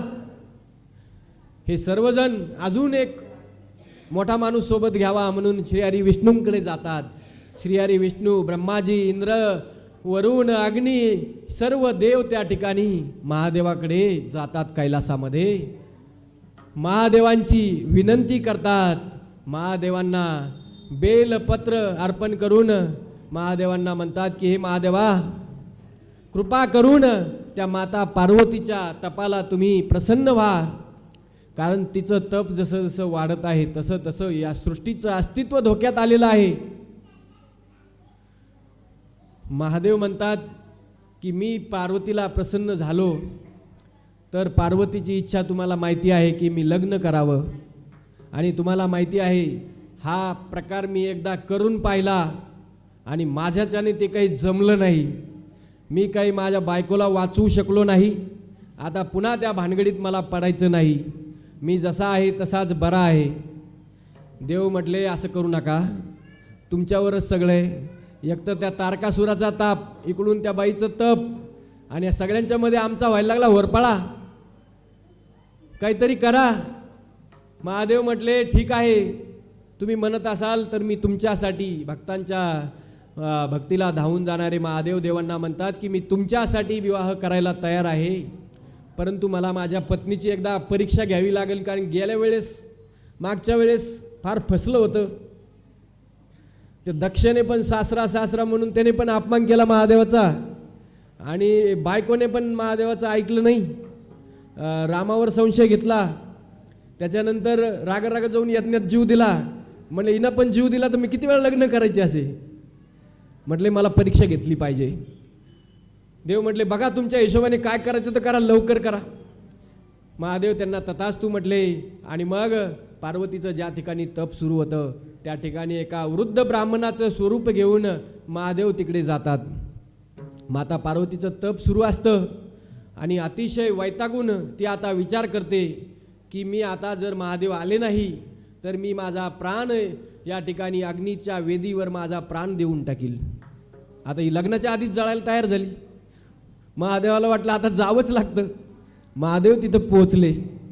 महादेव आले एका वृद्ध ब्राह्मणाचं रूप घेऊन परीक्षा घेण्याच्या उद्देशाने. महादेव तिला म्हणतात की हे कुमारिके, तू कोण आहेस? तू अतिशय सुंदर दिसतेस. तू लक्ष्मी आहेस की सावित्री आहेस का सरस्वती आहेस? तू कोण आहेस? कोणत्या राजाची तू पुत्री आहेस? कोणत्या वीर पुरुषाची तू पत्नी आहेस? आणि पत्नीशिवाय या वनामध्ये तू एकटी काय करतेस? हे सगळे प्रश्न ऐकल्यानंतर माता पार्वती त्यांना म्हणते की हे विप्रवर्य, माझा साष्टांग नमस्कार स्वीकार करा. मी या ठिकाणी भगवान भोलेनाथांच्या इच्छेने जे माझे जन्मजन्मांतरीचे सोबती आहेत त्यांच्या इच्छेने या ठिकाणी तप करत आहे. महादेवांना प्राप्त करून घेण्यासाठी तप करत आहे. हे ऐकल्यानंतर तो ब्राह्मण स्तब्ध होतो आणि म्हणतो, पोरी तुला दुसरं कोणी भेटलं नाही का या त्रिखंडामध्ये? श्रीहरी विष्णूंसारखा सुदर्शन चक्रधारी ऐश्वर्य संपन्न देव तुला दिसला नाही का वैकुंठामध्ये राहणारा? तुला देवराज इंद्र दिसला नाही का? ब्रह्मदेव दिसले नाही का? तुला कुठला यक्ष गंधर्व यांच्यापैकी कोणी आवडलं नाही का? तुला त्या गोसाव्याची काय म्हणून प्रीती जडली? जो स्मशानात राहतो, ज्याच्या घरादाराचा पत्ता नाही, ज्याच्या आईवडिलाचा पत्ता नाही, त्याच्या अंगा खांद्यावर साप विंचू खेळतात. कुठल्याही चांगल्या मुलीला असा पती भेटावा असं स्वप्नातही वाटणार नाही. आणि तूच का अशी जगावेगळी इच्छा धारण करून आली आहेस? ती म्हटली, ते काही असो, मला पती पाहिजे तर महादेवच पाहिजेत. कारण मी त्यांच्या बाह्यरूपावर नाही तर त्यांच्या शिवतत्वावर, त्यांच्या अंतस्वरूपावर मी प्रेम केलेलं आहे आणि ते माझे जन्मजन्मांतरीचे सोबती आहेत. आता कालच कोणता तरी दिवस होऊन गेला. कोणता झाला? हर्षल भाऊ साजरा केला का? Valentine day. आपण म्हणतो ते प्रेमाचं प्रतीक आहे. आपले लोक ना कशाला बळबळतात. त्या ताजमहलला म्हणतात प्रेमाचं प्रतीक आहे. त्याची 7वी 8वी बायको होती ती. इतक्या बायका करून मग त्याला प्रेम झालं आणि त्यासाठी तिने मकबरा बांधला. खरं प्रेम आणि जगातला पहिला प्रेम विवाह जर कुठला असेल तर तो भगवान भोलेनाथ आणि माता पार्वती यांचा आहे. अशा या माता पार्वती भगवान भोलेनाथाचं हे प्रेम आपण पाहतोय. पतीवर प्रेम किती असावं तर माता पार्वती इतकं असावं. लोकांनी काही सांगू द्या, तुझा नवरा पिऊन पडला होता, बायको म्हणते मी उचलून आणील, पण त्याच्याबद्दल काही वाईट बोलणार नाही. नाहीतर बायको जाऊन शिव्या देईन, बरा पडला, मेला तर बरं झालं. पुन्हा एक गंमत पहा. आता डॉक्टर असल्यामुळे माझ्याकडे बरेच पेशंट येतात. बऱ्याच बायका त्यांच्या नवऱ्याला जास्त झाल्यावर घेऊन येतात. तर ते बेवड्या लोकांना खूप चांगल्या बायका भेटतात. तेव्हा ते डॉक्टर साहेब एवढी वेळेस बरं कला, पुढच्या वेळेस मी सांगते त्यांना नाही पिणार, ते नाही पिणार हो, एवढी वेळेस जास्त झालं, त्यांना समजत नाही. तो काही बोलतो, डॉक्टरलाही शिव्या देतो, तर त्याची बायको म्हणते जाऊ द्या डॉक्टर साहेब, मी त्यांच्या वतीनं माफी मागते, एवढी वेळेस जाऊ द्या. आणि 2 सालाईन 4 सालाईन काय लावायचं तो लावा. आणि बिचारी रोजाराजी करून कष्ट करून त्या दारुड्याला पोसत राहते. तिच्या मनातलं पार्वती तत्व जागं आहे. त्याच्या मनातलं जेव्हा शिवतत्व जागं होईल तेव्हा एकदम आदर्श असा संसार होईल. त्याच्यामुळे आपण आपल्या मनातलं पार्वती तत्व आधी जागावं. महिलांनी पुरुषांनी शिवतत्व जागवावं. तशी ही माता पार्वतीची महादेवावरची निष्ठा पहा. लोकांनी काही सांगू द्या, आपल्या पतीवर आपला विश्वास पाहिजे. आणि विश्वास जर दृढ असला ना तर एखाद्या वाईट माणसालाही वाटतं की खरंच या बापडीचं, या बाईचं, माझ्या बायकोचं माझ्यावर एवढं प्रेम आहे. लोकांनी काही बाई सांगूनही ऐकत नाही, मग तोही मनाला खजील होतो. त्याला वाटतं की नाही चांगलं वागलेलं बरं. तर हा विश्वासाचा ताकद आहे, महिमा आहे. तर तसं माता पार्वती आपला विश्वास दाखवते. महादेव म्हणतात की तरी पण तू विचार कर बाबा. कारण काय आहे, आधी बरं वाटतं माणसाला, पण प्रेमाने पोट भरत नाही. ते महादेवाकडे काहीच नाही. तुला ते कैलासात नेऊन बसवेल, स्मशानात नेऊन बसवेल, त्याच्याकडे गाडी पण नाही, बैल आहे म्हणले. दुसऱ्या देवांकडे विमान आहे, गरुड आहे, कशाने भुरकून उडून जातात आणि हे निघतात आपले दैदाई करत. पार्वती म्हटले ते काही असू द्या, मला माझे महादेवच पाहिजेत. महादेवांची निष्ठा पाहून त्या ब्राह्मणरूपी महादेवाला त्या ठिकाणी पार्वतीचं ते खरं प्रेम, खरी भक्ती समजून येते. तरीसुद्धा महादेव तिला म्हणतात की मी वैष्णवपंथी आहे, तुझ्या पित्याच्या वंशातला आहे, म्हणून तुला सांगतो तुझ्या पित्याचं खूप मोठं नाव आहे, अजूनही विचार कर आणि महादेवाचा नाद सोडून दे. शेवटचं मी तुला सांगतो. ती म्हणते हे विप्रवर्य, तुम्ही वयस्कर आहात, वृद्ध आहात, तपस्वी आहात, म्हणून मी तुमचं आतापर्यंत ऐकून घेतलं. आता कृपा करून तुम्ही इथे थांबू नका, तुम्ही आताच्या आता निघून जा. मला जर महादेव भेटणार नसतील तर मी माझा प्राणत्याग करणार आहे. अग्नी पेटलेला आहे, मला आता फक्त माझं शरीर त्या अग्नीच्या स्वाधीन करायचं आहे. आणि असं म्हणून पार्वती मागे वळते. महादेव त्या ठिकाणी लगेच आपल्या मूळ स्वरूपात परत येतात आणि हाक मारतात, पार्वती मला सोडून कुठे जातेस? तो आवाज ऐकून पार्वती मागे पाहते आणि मागे साक्षात कर्पूर गौरम, कापुरासारखं गौरवर्ण ज्या देवाचं सौंदर्य आहे, ज्याच्या इतकं सुंदर कोणीच नाही. सत्यम शिवम सुंदरम, शिव ही सत्य है, शिव ही सुंदर है. आणि असं संपूर्ण जगाला निर्माण करण्याला स्वतःला सुंदर रूप घेता येईल ना का? जसं पाहिजे तसं रूप घेता येतं. आपण महादेवाचं चित्र रंगवताना बरेच वेळा निळं दाखवतो, पण महादेवाचा कंठ निळा आहे फक्त. का? विष धारण केलं. बाकीचा शरीर, बाकीचा देह कसा आहे तर कर्पूर गौरम करुणावतारम, करुणेचा साक्षात अवतार, दयाघन दयाळू असे महादेव पार्वतीला दिसतात. पार्वती या ठिकाणी अतिशय आनंदित होते, गदगदित होते आणि शिवचरणांचा स्पर्श करत त्या ठिकाणी साष्टांग प्रणिपात महादेवाला करते. आणि महादेव तिला म्हणतात की हे प्रिये, मी तुझ्या मनातला भाव जाणतो आणि म्हणून तुला काय पाहिजे ते मागून घे. पार्वती लाजते, खाली पाहते, म्हणते तुम्ही जर माझ्या मनातला भाव जाणताच तर मग विचारता कशाला? तुम्हीच सांगून टाका, रिश्ता मान्य आहे का तुम्हाला? महादेव म्हणतात, हे पार्वती, हे पर्वतकन्ये, मी तुला विवाहाची मागणी घालतो, तू माझी पत्नी हो अशी मी तुला मागणी घालतो, असा वर तुला देतो की तू माझी पत्नी होशील. पार्वती म्हणते, तुम्ही म्हटलात हीच माझी इच्छा आहे, तरीसुद्धा एका चांगल्या मुलीचं, चांगल्या कन्येचं हे कर्तव्य आहे की आपल्या माता पित्याच्या आज्ञेशिवाय परस्पर निर्णय घ्यायचा नाही. मी सांगितलं हा जगातला पहिला प्रेमविवाह आहे. पार्वतीने आधीच ठरवलं महादेवाला प्राप्त करून घ्यायचं. त्याच्यासाठी इलिजिबिलिटी म्हणून तप केलं भरपूर आणि त्या तपातून प्राप्त करून घेतलं महादेवाला. आणि लगेच हात धरून गेली नाही. गेली का?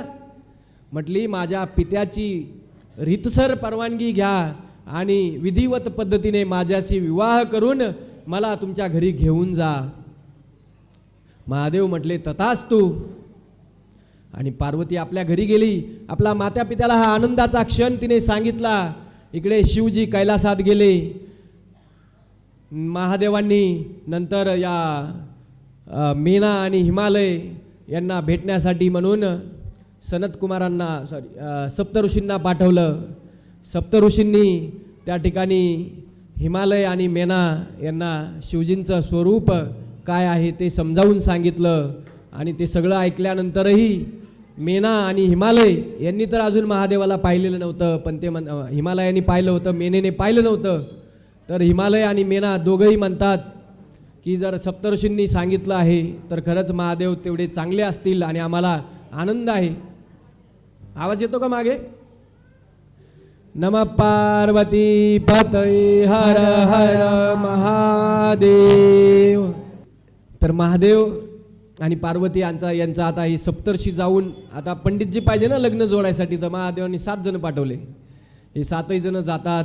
विवाहाची तयारी, विवाहाची पत्रिका वगैरे हिमालयाच्या वतीने बनवतात.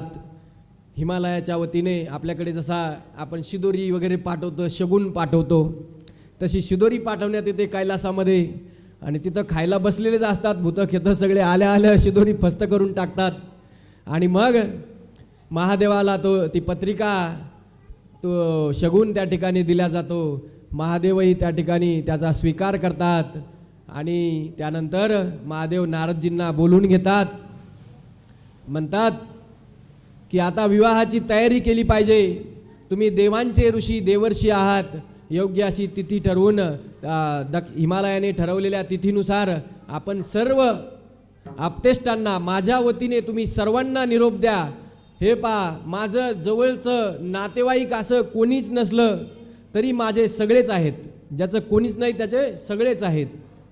आणि तेवढ्या करुणेने मी सर्वांवर प्रेम करतो. त्यामुळे या विवाहामध्ये सगळेच आले पाहिजेत. सर्वांना सपत्नीक येण्याचा निरोप द्या. नारदांनी महादेवाचा निरोप घेऊन सगळ्या देवांना घरोघरी जाऊन निरोप द्यायला सुरुवात केली. विवाहाची तिथी जवळ आली.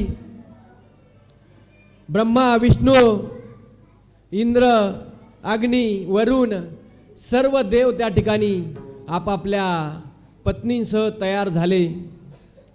जसं आपल्याला माहिती आहे की नवरदेवापेक्षा नवरदेवाचे मित्र नवरीपेक्षा नवरीच्या मैत्रिणी जास्त सजतात, नटतात. ब्रह्मदेवाचे 4 तोंड होते. ब्रह्मदेवाने 4ही तोंडाचा सुंदर मेकअप करून घेतला. सगळेजण एकदम तयार झाले, नटले, थटले. आता महादेवाचं लग्न आहे म्हटले, हे काही रोजच होत नाही, दरवर्षी होत नाही, काय नाही. महादेवाचं लग्न आहे, आपण सगळ्यांनी सहभागी झालं पाहिजे. आपल्याकडे अक्षता आहे का? असेल तर वाटून द्या थोडं. महादेवाचं लग्न आहे म्हटल्यानंतर सगळेजण सजून नटून थटून कैलासावर आलेले आहेत. फुलं द्या. आवाज न करता एक जण शांतपणे वाटून द्या. नमः पार्वती पतये हर हर महादेव. आणि महादेवाच्या लग्नासाठी म्हणून आले वऱ्हाडी. कोण कोण? सगळेच देव, पती पत्नी सगळे महादेवाच्या लग्नासाठी आलेले आहेत. आहे का? महादेवाच्या लग्नासाठी वऱ्हाडी कोण कोण आले तर आपल्याला प्रथम महाराज सांगतील. नाही ना? नंतर घेते. नंतर घेतो. कोणते? तर सगळे वऱ्हाडी आले. त्याच्यानंतर जायची वेळ ठरली. मी सांगितलं सगळ्यांचा मेकअप सुरू आहे, महादेवाचं मात्र काहीच नाही.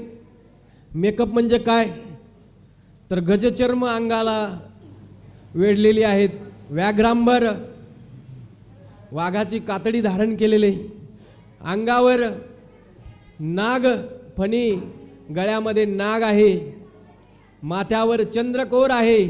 असे महादेव त्या ठिकाणी लग्नासाठी तयार झाले.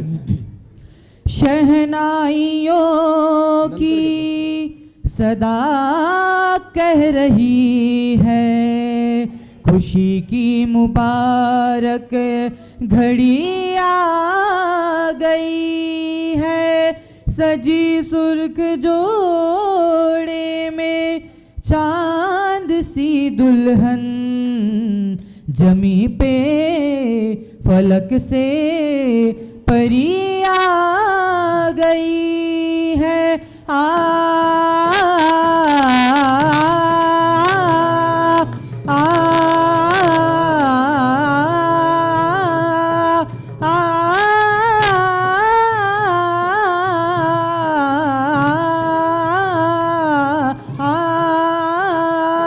शिव जी का सहरा सुहाना लगता है, शिव जी का सहरा सुहाना लगता है.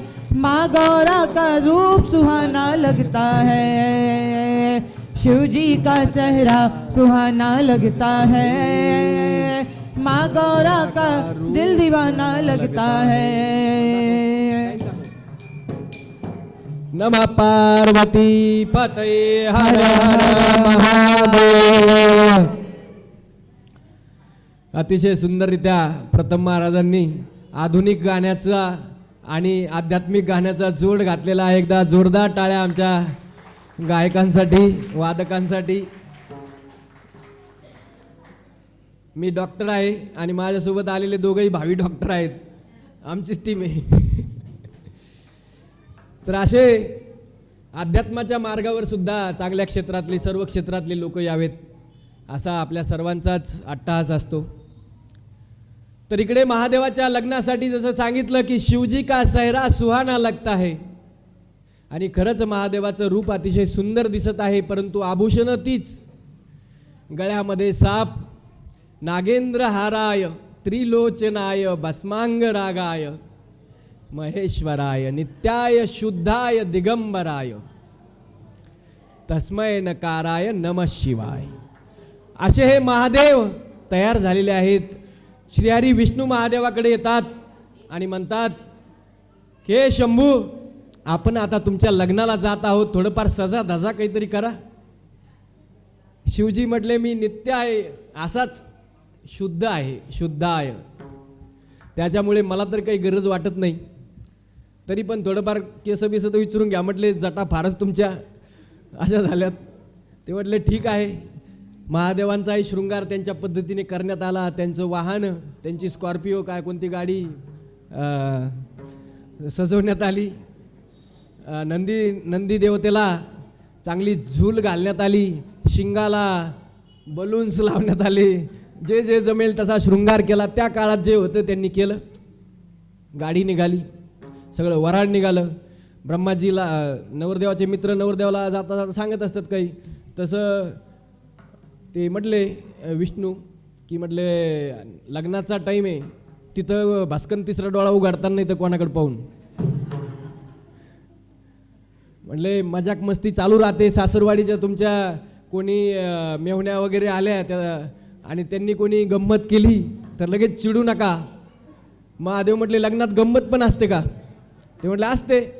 ते आपल्याकडे नाही का ते चोरतात ना बूट बीट काहीतरी, नवरदेवाचा बूट, नवरीची चप्पल. हां, चप्पल नाही चोरत, नवरदेवाचा बूट चोरतात. हां, तर तशी गंमत जर झाली तर तुम्ही सहन करा बाबा. महादेव म्हटले, अच्छा लग्नामध्ये गंमत पण असते का? श्री हरी विष्णू म्हटले, असते. तर ते म्हटले, मग मीच गंमत करतो ना. महादेवाला त्यावेळेस श्री हरी विष्णू म्हटले की तुम्हाला गंमत करायची तर करा, पण जरा साधी करा, नाहीतर जाताना हिमालयालाच उलटं टाकताना. असं काही करू नका. इकडे हिमालयाने त्याचे पाहुणे बोलून ठेवलेत सगळे. कोण पाहुणे त्याचे? मैनाक पर्वत, ऋष्यमुख पर्वत, क्रौंच पर्वत, शैल पर्वत, सगळे पर्वत, सगळ्या नद्या त्या ठिकाणी लग्नाला आलेल्या आहेत. इकडं महादेवासोबत वऱ्हाड निघालेला आहे. महादेव म्हटले, मी गंमत केली तर चालेल का? श्री हरी विष्णू म्हटले, साधी करा. म्हटले, ठीक आहे, चला. आणि मग महादेव एक अद्भुत लीला रचतात. ती लीला अशी आहे, आता आपल्याला माहिती आहे की जेव्हा मुलगा मुलगी पाहण्यासाठी येतो, सध्याला तरी मुलगा मुलगी पाहायसाठी येतो, काही दिवसांनी मुली जातील मुलगा पाहायला. ते दिवस दूर नाहीत. पहिले तसंच व्हायचं, स्वयंवर व्हायचे. त्याच्यामध्ये मुलं यायचे, दाखवायचे मला काय येतं, मला काय येतं, माझ्यात एवढी शक्ती. आणि मग मुलगी ठरवायची याच्यातला कोण पसंत करायचा, बाकीचे फेल आणि निघा.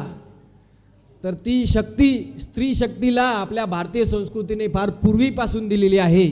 आणि दुर्दैवाने आता जो आपण गर्भलिंग निदान करतो, गर्भामध्ये स्त्रीची हत्या करतो, त्याच्यामुळे जी मुलींची संख्या कमी होत चालली आहे, त्याचाही परिणाम असाच होणार आहे की पुन्हा मुली जातील मुलांना पाहायला आणि म्हणतील तू फेल रे, निघितून. आता सध्याला मी पाहतो आमच्या कॉलेजमध्ये, गुरुमिश्री कॉलेजला मी प्राध्यापक आहे, तर त्या कॉलेजमध्ये मेडिकल कॉलेजला, कोणत्याही मेडिकल कॉलेजला मी पाहतो 70 ते 80 मुली असतात 100 पैकी आणि 20च मुलं असतात. अशी स्थिती आहे सगळीकडे. इथंही पहा महिला किती आहेत, पुरुष किती आहे. तर त्याच्यामुळे ते दिवस आल्याशिवाय राहणार नाहीत. तर तसं जेव्हा मुलगीला पाहण्यासाठी मुलगा येतो तर मुलाच्या आईला वाटतं दरवाजाच्या आडून खिडकीमधून आपण तो मुलगा पाहावा, कसा दिसतो, काय जावई. आता ते राहिलं नाही तेवढं. आता डायरेक्टच ते म्हणजे पहिले काय व्हायचं, पाहुणे यायचे पाहायला. आता सासू सासरे जे मुलीचे आई वडील समोर बसलेले असतात आणि मुलगा त्याच्या आई वडिलाला घेऊन येतो, एवढेच पाहुणे असतात. आणि ते एकमेकांना प्रश्न विचारतात. त्या प्रश्नामध्येच फेल करतात काही काही लोक. म्हणतात नाही नाही त्याचा आवाजच मोठा होता, त्याचं असंच होतं तसंच होतं. तर ते जो प्रकार आहे, तसं त्या मेनेला, माता पार्वतीच्या मातेला इच्छा झाली की लग्न लागेलच आता, पण वऱ्हाड येत आहे तिकडून, तर आपला जावई कसा दिसतो हे आपण पाहावं. आणि नारदजी तिकडे बसलेले असतात, लग्न जोडणारी मंडळी, दोन्हीकडे जावं लागतं ना त्यांना. नारदजी तिथं बसलेले असतात. नारदजी म्हणतात, तुम्हाला महादेव पाहिजे का कसे? ते म्हटले, हो ना, दाखवा ना. म्हटले, चला मग आपण तुमच्या उंच शिखरावर जाऊन पाहू, हिमालयाच्या उंच शिखरावर. त्या ठिकाणी मेना आणि नारदजी गेलेले आहेत. आणि तिथून हे देवाचं, आता हे महादेवाचं वऱ्हाड सुरू झालं. सुरुवातीला अतिशय तेजस्वी असे देव त्या ठिकाणी दिसू लागले. त्यांचे डोक्यावरचे मुकुट दुरूनच चमकत आहेत. आणि ते पाहून मेनेला वाटलं, वाह, काय सुंदर वऱ्हाड, काय श्रीमंत वऱ्हाड आहे आपलं. खरंच काय लेकीनं भाग्य काढलं, म्हटले नशीब काढलं लेकीनं. आणि तिला वाटलं की आता हे जे देव, हे जे लोक येत आहेत, यांच्या मागे हत्तीवर विराजमान असलेला माझा जावई असेल. आणि ती नारदांना म्हणते, ते मागे हत्तीमधून कोणीतरी बसलेलं आहे, ते आहेत का शिवजी? नारदजी म्हटले, नाही नाही, ते तर इंद्र आहेत, ऐरावतावर बसून आलेले ते इंद्र आहेत म्हणे, ते शिवजी पडो काहीच नाही म्हणले. तिला अजून आनंद झाला. तिला वाटलं, अरे बापरे, इतका सुंदर देव आपल्याला दिसतो आणि महादेव त्याच्यापेक्षाही सुंदर आहेत, त्याच्यापेक्षाही ऐश्वर्य संपन्न आहेत की काय. नंतर पुढे पुन्हा वैष्णवगण त्या ठिकाणी येतात, विष्णूचे गण येतात. गरुडावर बसून श्रीहरी विष्णू यायला लागतात. या मेनेला वाटतं त्या गरुडावर ठेवलेल्या त्या पालखीमध्ये तर महादेव बसलेले नाहीत ना. ती पुन्हा विचारते, ते आहेत का महादेव? नारदजी म्हणतात, नाही, ते पण नाही महादेव. उलट हे कोण आहेत? तर हे श्रीहरी विष्णू आहेत, जे सतत ज्यांचं स्मरण करतात, जे महादेवाचे भक्त आहेत, असे श्रीहरी विष्णू हे आहेत. आता असं म्हणल्यावर तर आपला जावई खरंच कीर्तिवान आहे याची कल्पना करूनच मेनेचा आनंद गगनात मावेनासा झाला. नंतर यक्ष गंधर्व सगळे येतात, एका मागून एक त्यांचे प्रमुख पुरुष दाखवतात. नारदजी म्हणतात, ते नाही, ते नाही, ते नाही. आणि नंतर मग अचानक आता शिवलीला सुरू होते. शिवजींचं वराड, भूता खेताचं वराड, सगळं शिवजींच्या वराडामध्ये भूते खेते नाचती असा अभंग आहे. तर ते भूत, ते सगळे वेताळ, शैतान, हे सगळे त्या ठिकाणी दिसायला लागतात. त्यांच्या अंगावर, खांद्यावर साप विंचू खेळत आहेत. अतिशय विचित्र असं रूप. कोणाच्या भल्या मोठ्या दाढा दिसत आहेत, कोणाच्या डोक्यावर ऐन मध्यभागी शिंग उगले, कोणाच्या जटा पायापर्यंत लोंबत आहेत, अंगाला भस्म लावलेला आहे. असे अकराळ विक्राळ लोक पाहिल्यानंतर त्या मेनेला भीती वाटू लागली की आता हा काय प्रकार आहे, हे कोण आहेत? तर नारदजी म्हणतात, हेच तर तुमच्या जावयाचे सगळ्यात जवळचे लोक आहे म्हटले, हे मेन पाहुणे आपले. हे ऐकल्यानंतर त्या मेनेला तर धक्काच बसला. आणि तरी मोठी हिंमत करून ती म्हटले, तरी पण जावई कोणता पाऊस. आणि जेव्हा नंदीवर बसून महादेव येतात, महादेव मुद्दाम लीला करतात. अतिशय अकराळ विक्राळ महादेवांचं रूप तिला दिसतं. मोठा मोठा चंद्र डोक्यावर आहे, जटा लोंबतायत इकडून तिकडून, आणि पिंगट झालेल्या जटा, मोठमोठे नख, अंगावर साप खेळत आहे, आणि महादेवाच्या हातामध्ये भला मोठा त्रिशूळ आहे. जणू काही हा माणूस लग्नाला आला का कोणाला मारायला आला. हे चित्र पाहिल्यानंतर ती मेना हृदयावर दगड ठेवून म्हणते, हे का? नारदजी म्हणतात, बरोबर, हेच आहेत तुमचे जावई. नम पार्वती पतये हर हर महादेव. हे जावई आहेत म्हटल्यानंतर मात्र त्या मेनेला मूर्छा आली, जागेवर चक्कर येऊन पडली. आणि ती मग रडायला लागली, शोक करायला लागली, विलाप करायला लागली. इकडे हळूहळू वराड जवळ यायला लागलं. आणि ऐन लग्नाच्या वेळी वरमाईच्या अंगात आलं, नवरीच्या आईच्या अंगात आलं. नवरीची आई रडायला लागली. नवरीची आई तिच्या पतीला हिमालयाला म्हटली, काय करायचं तर करा, माझ्या लेकीला समुद्रात बुडून टाका, पण या जोगड्याला देऊ नका. अरे ह्या काय जावई म्हणून घेण्यासारखा आहे का? याचं ते विचित्र स्वरूप पाहिलं तर माझ्या लेकीला त्याच्या जवळही बसवणार नाही, आणि ती त्याच्याशी संसार कसा करेल? सैतानात राहणारा, स्मशानात राहणारा, अतिशय विचित्र दिसणारा असा हा जावई. कुठून दुर्बुद्धी सुचली आपल्या लेकीला? लेक लहाने, तिचं वय लहाने, तिला जगाचं ज्ञान नाही, पण तिला या माणसासोबत संसार करणं शक्य होणार नाही. तुम्ही आताचे आता हे लग्न मोडून टाका. आलं का टेन्शन? ऐन टायमाला भलं मोठं टेन्शन उभं राहिलं. म्हटलं आता काय केलं पाहिजे? नारदजींना विनंती करतात हिमालय की बाबांनो, तुम्हीच सांगा आता, समजून तुम्हीच सगळा खेळ नासवला, आता तुम्हीच सांगा, काही गरज होती का वर नेऊन दाखवायची? नारदजी समजून सांगायला पाहायला लागले. मेना काही ऐकत नाही. म्हणले, नाही नारदा, तुम्ही दाखवलं सगळं, जे दाखवायचं ते मला कळून चुकलं, काय कळायचं ते आता मला सांगू नका. मी माझी लेख देत नाही, काय करायचं तर करा. माझ्या आधी लग्न, त्या मुलीची डोली इथून उचलायची असेल तर त्याच्या आधी माझी आरती उचला. एकदम सिनेमातल्यासारखे डायलॉग द्यायला लागली मेना. आणि मग सगळं चिंतेचं वातावरण. श्रीहरी विष्णूंना विनंती करण्यात येते की बा आता तुम्हीच समजून सांगा. श्रीहरी विष्णू येतात, समजून सांगतात, तरी मेना ऐकत नाही. म्हणते मी प्रत्यक्ष पाहिल्याशिवाय मानणार नाही. श्रीहरी विष्णू म्हणतात की देवादी देव महादेव नितांत सुंदर आहेत, कर्पूर गौर आहेत, त्यांच्या रूपाबद्दल संशय घेण्याचं काही कारण नाही. तेव्हा मेना म्हणते मी माझ्या डोळ्याने पाहिल्याशिवाय मानणार नाही. आणि मग महादेवाकडे श्रीहरी विष्णू जातात, म्हणतात तुमची गंमत बास झाली, आता तुम्ही तुमची लीला आवर्ती घ्या आणि या मातेला या मेनेला तुम्ही तुमच्या मूळ स्वरूपात दर्शन द्या, जेणेकरून त्या मेनेचा विश्वास बसेल आणि महादेव मूळ स्वरूपात येतात, तिला दर्शन देतात. जसं आपण सांगितलं करुणावतारम, कर्पूर गौरम करुणावतारम, अतिशय करुण असं रूप ते पाहिल्यानंतर तिचं मन प्रसन्न झालं आणि तिचा विश्वास बसला की संपूर्ण विश्वामध्ये जगाला निर्माण करण्याची, विनाश करण्याची शक्ती असलेला महादेव जावई भेटणं म्हणजे सर्व शक्तिमान जावई भेटणं असं आहे. आणि मग ते लग्नाला तयार होतात. लग्नाचा विधी येतो आणि योग्य असा लग्नाचा वेळ येतो. लग्नाचा विधी सुरू होतो. ब्रह्मदेवाच्या साक्षीने, ब्रह्मदेवाच्या मंत्रोच्चाराच्या साक्षीने लग्नविधी पार पडतो आणि मंगलाष्टका त्या ठिकाणी सुरू होतात.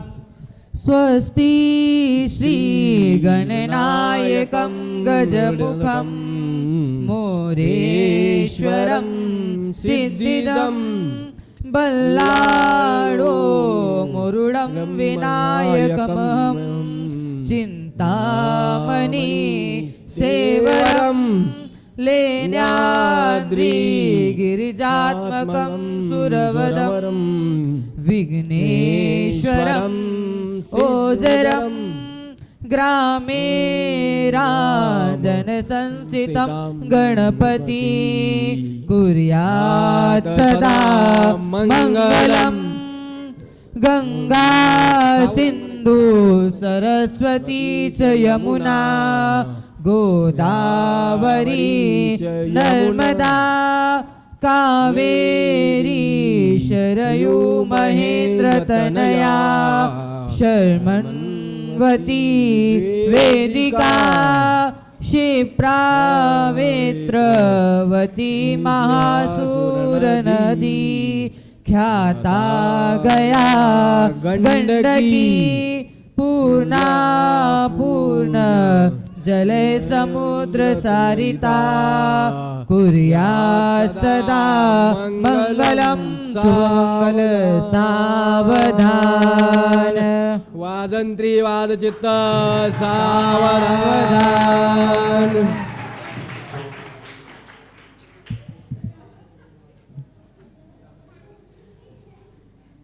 अशा प्रकारे भगवान भोलेनाथ आणि माता जगदंबा माता पार्वती यांचा विवाह सोहळा पार पडला. आणि ज्या तिथीला तो विवाह सोहळा पार पडला ती तिथी म्हणजे माघ शुद्ध फाल्गुन महिन्यातली शुद्ध चतुर्दशी, शुद्ध पक्षातली कृष्ण पक्षातली चतुर्दशी म्हणजेच महाशिवरात्री असं या तिथीचं महात्म्य आहे. आणि तीच तिथी आज या ठिकाणी आपण सर्वजण साजरी करत आहोत. आणि कर्मधर्म संयोगाने आपल्या सर्वांच्या पूर्वजन्मीच्या पुण्याईने आपण सर्वजणही महादेवाचं लग्न लावण्यासाठी या ठिकाणी साक्षीदार ठरलो. नमः पार्वती पतये हर हर महादेव.